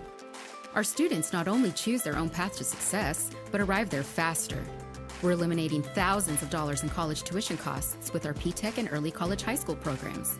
Students can graduate with as many as 60 college credit hours, an associate's degree, or an industry certification, all for free, and all from the comfort of a traditional high school. By teaming up with area colleges and industry partners like Microsoft, Google, Parkland Hospital, Wells Fargo, and Gulf States Toyota, our students are gaining real work experience and real college credit. So be inspired, be amazing, be whoever you want to be. Choose Garland ISD. Well, Oliver throws his first touchdown pass of the year, and he does it to a guy that he's been platooning at quarterback with, Brandon Barnes. We saw it. They split everybody to the left and had Brandon Barnes up top by himself, secluded, one-on-one, and we could see it from here. Yeah, that's where they were going to go with the ball. And, you know, defensively, Jamar Rhodes played the ball really well. He just, when he hit the ball, it went up in the air instead of down.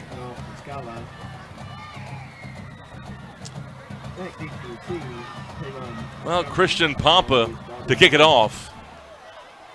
High this time and short, and fielded at the 15-yard line, across the 20. And Corey Gray gets up to around the 23-yard line with 7:46 to go. Lakeview Centennial will have the football here, down now by 2 for the first time in the game. Well, we'll see if they keep playing real conservative or they're going to start airing the ball out and see if, you know, we haven't seen a lot of passing at all by Jonathan Hester. So maybe we'll see a little bit of that now that you're down and you only got 7:46 left of the game. Only thrown 11 passes of the game. He's 6 for 11 for just 78 yards. He threw for 250 last week. Heaved it 29 times. He's going to throw it here on first down. He's got plenty of time. Now the pocket breaks down, and down he goes. I mean, it happened immediately. Tyler Masters, with his first big play of the second half, drops him for a loss of 8 on the sack. You got to make a decision much quicker. You have to, if your guys aren't open, you got to tuck it and run, or you got to do something, but you can't sit back there and get sacked like that. Not down here inside your own 20 like that. That's what's happening to them. They're taking big negative plays, and then it makes it difficult to get a first down. Oh, they're behind the chains. It seemed like they've been behind the chains the whole second half. It's the 6th sack that the Centennial offensive line's given up. Another pressure play here, and they go to Spencer here on the edge trying to shake a man. Gets back close to the original line of scrimmage, but it's 3rd and 10. Bell with the tackle. Taken out of bounds by Devin Bell. You can see right here, it gets rid of it quick. That's what you want. You want to get it out of your hands quick so that pressure doesn't give you a negative play. 3rd down, 11. 3rd down and 11. And I don't want to say it's a must conversion here. Well, you really need something there. Yeah, you really would like to pick up this. You cannot go 3 and out, I would not think, on this drive and have a legitimate chance. And here's the problem. You have to basically throw it for 11 yards now. Devin Hester. Underneath cross, has his man Whittle. He's got a first down. Big How about play. that play design? Picks Man, up 11. That is big right there. Oliver tripped him up. Yeah. Boy, first time they've run that underneath cross and everybody else vertical, and there was Whittle using a nice pair of hands and some quick feet. Yeah, and he had time to throw it. The play had time to develop. Your offensive line, we could see in that last replay there, they really blocked well and opened up the lanes for him to be able to find his receiver. Remember, Anthony Sincelair coming into the game had mentioned that while Whittle caught a couple of balls last week, they wanted him to start becoming injured player. Not necessarily a game breaker, but a difference maker. And boy, was that play a difference maker. Well, right when you needed it. Yes. Well, he's 6'2", 183 pounds, so he's really bigger than most defensive backs that are out there at this age group. And so you have the advantage there so that you can get him the ball in space and he can go up and get it for you. You know, and 6'2" doesn't sound all that long, but he's the longest receiver they have. Yeah. And, you know, you jump and all that sort of thing. You got longer arms. It's just bigger than a 5'9" guy. They convert on a must-convert 3rd down here. Delayed blitz. Again, they go to Spencer, screen, speed, midfield, one man. Great tackle in the open field there by Robinson, but what a play 23 yards into the boundary. Just like what we were talking about, we were saying, well, I wonder if they're going to start throwing the ball a little bit since they're down. And you see Jonathan Hester look one way, throw the other. Hester again, short side of the field, now looks back left, had a man open, didn't see him, he's going to run with it. He's a dual threat, cuts it to the middle, picks up a first down with his feet, and 12 more before Brandon Barnes can get it. Well, I tell you, he had a chance to run, decided he was going to throw it again. Watch this. He gets up here, change direction. Okay, he's going to set his feet and throw. Okay, now I'm going to run. But right then, he has number 21, which is the best athlete on the field, chasing him. Man I on think the he just field. had to run because he saw he was coming after going to him. be declined. First down.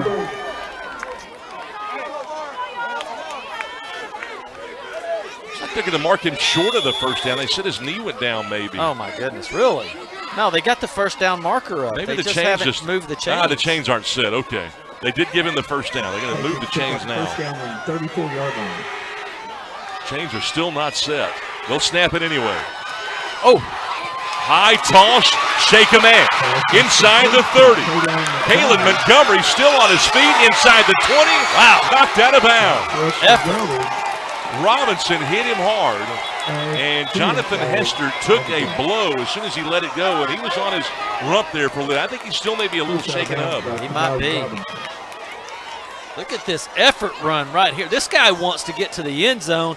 Now your whole team is going to rally behind that. That was a hit late, and they threw a flag on him. They're going to move him up another 15. Dead ball. Personal foul. Defense, number 2. Let it out of bounds. He was a good First step down. into the Go half the white. distance. But I'm telling you, Jonathan Hester took an absolute blow when he let that football go.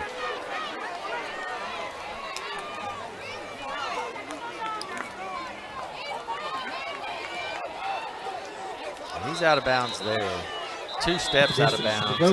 Not only is that dangerous for the player, it's dangerous for the cheerleaders and everybody else out there because you get somebody hit out of bounds, they fly into these cheerleaders and take their legs out. Skyline. It's just dangerous. That's why they have to call First time out of the half.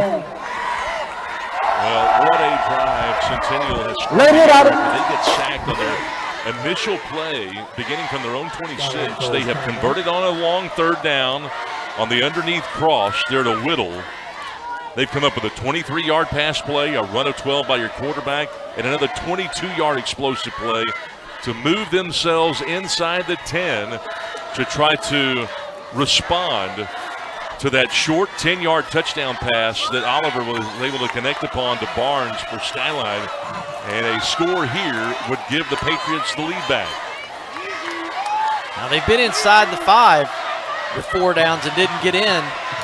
Now they've really got to convert here. They can't let that happen again. First and goal from the 9. Decision play. Should go from the 9. RPO, post, into traffic, and it goes incomplete. That was Devin Bell that was covering Kalen Montgomery. Boy, he took another huge shot as he released this ball. I mean, as soon as he gets it. Ooh. Man, that was helmet in the sternum. Yeah, by their biggest, strongest player, number 21. Again, Elijah Barnes just comes straight through there.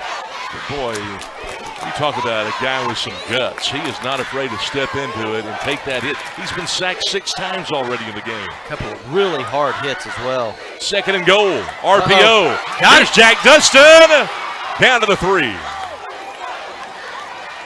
And the handoff goes to Jack Dustin, taken down around the 3-yard line. 6. Boy, Jack Dustin using those legs. He's made some mistakes tonight, but he has come up with some big carries when he's needed to. Averaged almost 9 yards per tote in week 1. 4.5 to play in the game, and it's third and goal from the 3. He's a strong, smart runner. Well, that box is stacked. Dustin again. Tracked down from behind. It was almost as if they knew he was going to get it. Tyler Masters makes his 7th tackle of the game. Yeah, and it's just no blocking right there. They just came straight through. Now, you start to wonder, if Lakeview is getting a little tired here, these linemen are getting a little winded and and not able to get up out of their stands fast enough, and the defense is just flying through now. The play call sets them up in the middle, but it doesn't appear as though they want to kick it. They're going to keep the offense out there. A field goal would give you the lead as we roll inside of 4 minutes. Just been too many blocked field goals. I don't think they think it can happen. Hester, whistle. I think a timeout was called before the snap. What a great timeout called by Anthony Sinclair.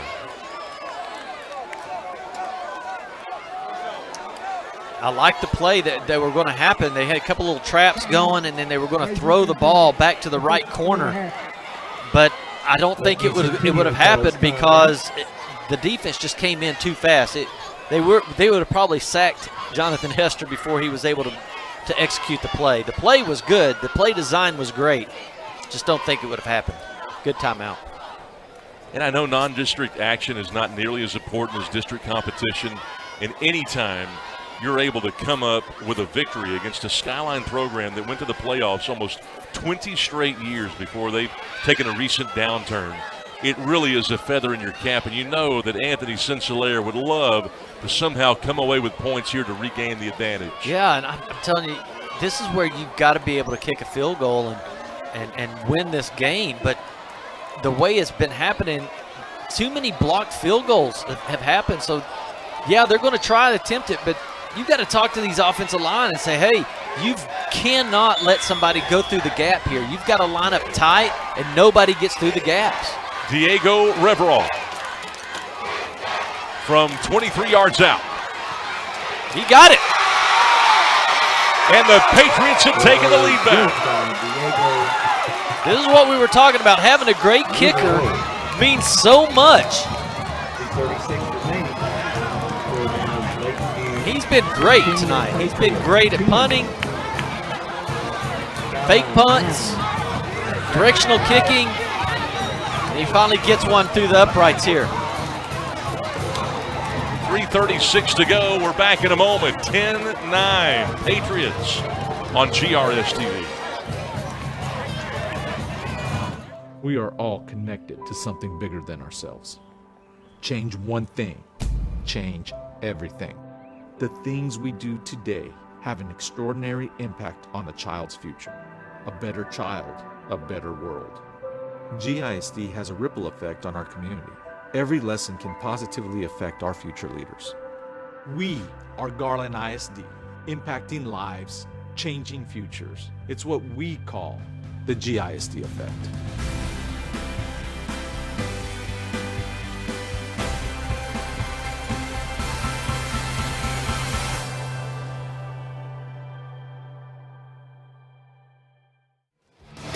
The Patriots have taken their second lead of the game on a 23-yard field goal by Diego Reverol. 3:36 to go.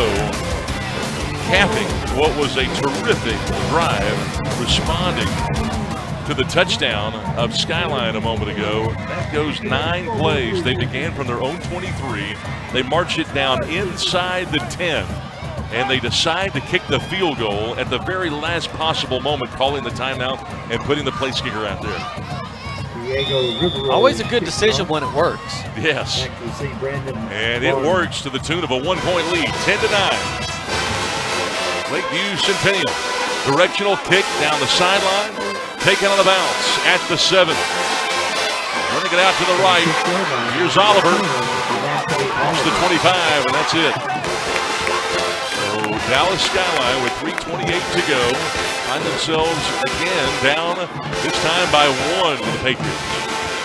Now this is where you start to wonder if guys start getting tired. There's a lot of guys going both ways,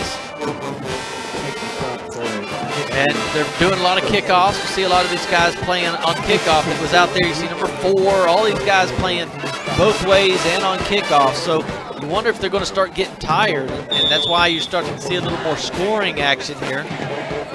Last 2 drives for Skyline, they had a long drive, missed a short field goal, and then had a 10-yard touchdown pass to give them the lead after punting it 4 straight times to begin the half. RPO, this is Oliver. Oliver looking into the flat, going to throw it on the deep cross and finds his man for a first down. Julius Parker gets the foot down, and we get a flag down, though, on the backside of the play at the line of scrimmage. Yeah, I think they've got something, a little sophomore right here as their quarterback. 23-yard connection on that deep cross, and it looks like this one may be coming back here. He had plenty of time to run, too. He had a lot of room. He could have took off running, and he decided to throw the ball. You a little surprised they didn't hit the guy in the flat early? I thought he was going to, yeah, but he had him as a running blocker as well, so I don't know. What did they call? What's the penalty here? Haven't gotten a signal yet. Let's see if we can find it. Let's see, where's the line of scrimmage? Right there, yep, he's a foot crossing. So maybe an illegal forward pass there, but remember, they're talking about the entire body of the quarterback, not just a step across. The entire body of the quarterback has to be across the line of scrimmage.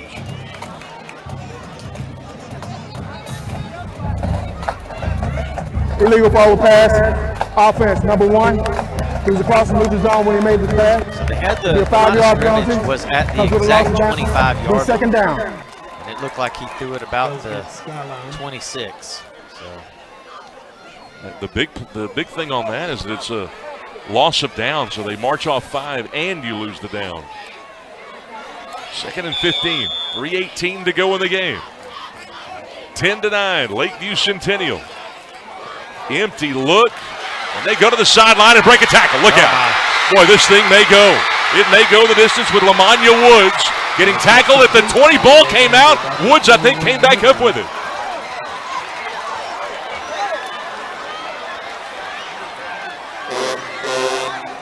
They have one guy going in, one guy going out, and they just caught him mixed up on the defense. Rhodes chases him down. 53 yards, Jamar Rhodes with a touchdown-saving tackle. You got to have a little bit more effort on your corner over there. You got to make that tackle. Pressure coming on the blitz. Oliver runs through it. Down to the 15-yard line. Down to the 15-yard line. 2nd and 4 coming up.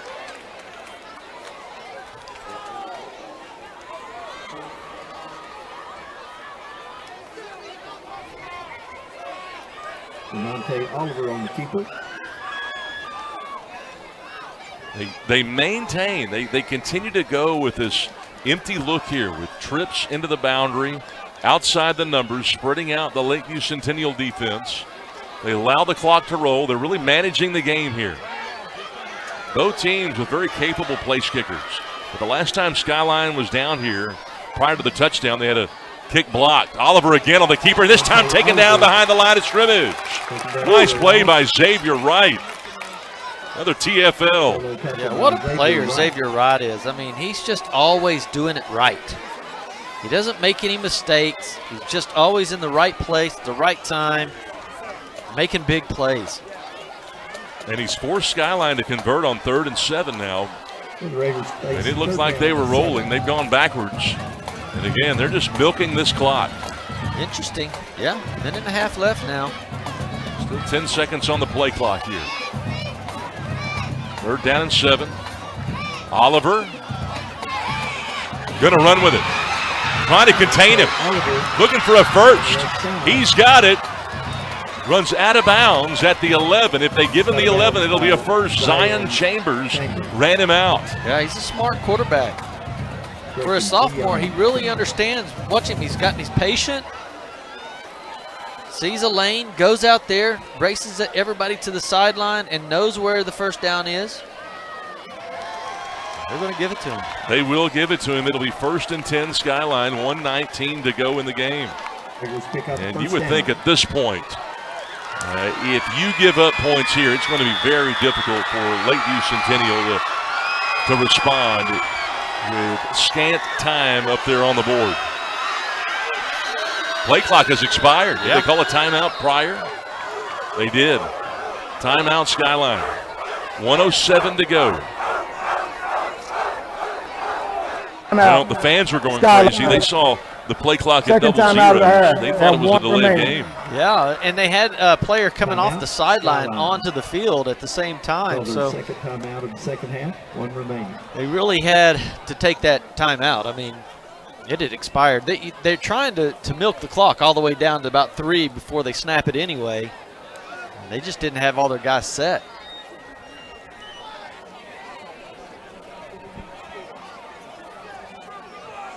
These coaches, they're down there just really trying to encourage their guys. But, you know, these guys are pretty tired. The Sinclair, after a heartbreaking loss last week. Is it going to happen again? Oh, they don't want to repeat from Yeah. last week. I mean, they lose to Memorial after a field goal, a 50-yarder in the last 3 minutes. They had a chance at an onside and just could not convert. First and 10 from the 11. They can get a first down before hitting the end zone. Oliver to the edge. Not this time. When everybody knew it was coming too, including Tony Payne, the Mike linebacker. Oliver dropped for a loss. He said, not this time. You're not going outside on me this time. And Payne Stayed solo out there, tackle. kept his eye on number 1 and chased him down, made a great play. See how they manage it. We roll inside of 45 seconds, 25 still on the play clock. 2nd and 6. Skyline has one timeout left. Still in that spread offense. 2nd and 12. Pressure from the edge. Oliver eludes it.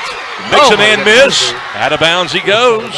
Payne was hot on his trail. He ran for about 3. It stops the clock with 24 seconds to go. You got to make that tackle, though. You Taken out of got it. bounds You're by there. Payne. You just got to wrap up. All these guys are just exhausted, though. Little holding.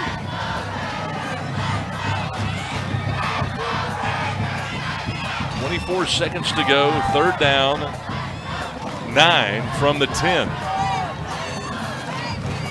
Oliver has done a really good job when he did not expect to play a whole lot.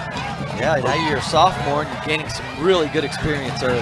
3rd and 9, fade, end zone, incomplete, and a hold going to be called on Rhodes. Rhodes had a hold of the jersey. Pass interference. This will give them an automatic first down. Brandon Barnes, the intended receiver. For Rhodes. It seemed like the infraction occurred before the ball was in the air. If so, it'll be a defensive hold.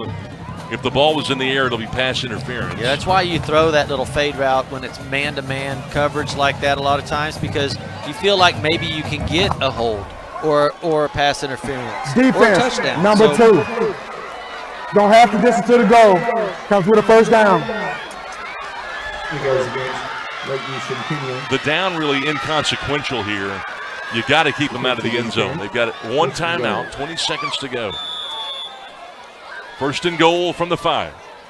Oliver, quarterback keeper all the way, swallowed up. Gaston, Nico Gaston. He ran for 1 yard down to the 4. On the keeper.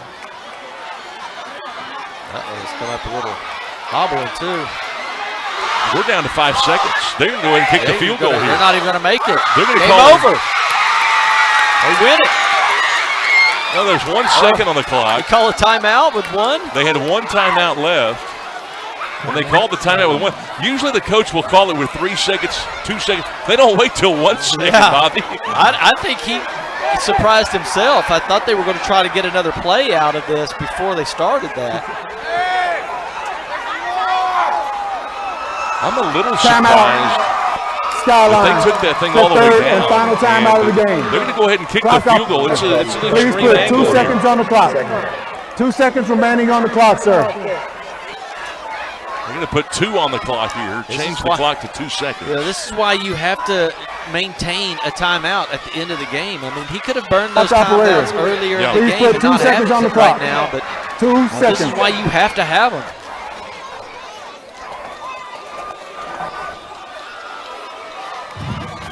Well, Diego Reverall kicked the field goal for Lakeview a possession ago. And They've been able to block a couple of them. We'll see if they can do this one. here comes Christian Pompa. 21 yards away from the right hash. High snap. Blocked!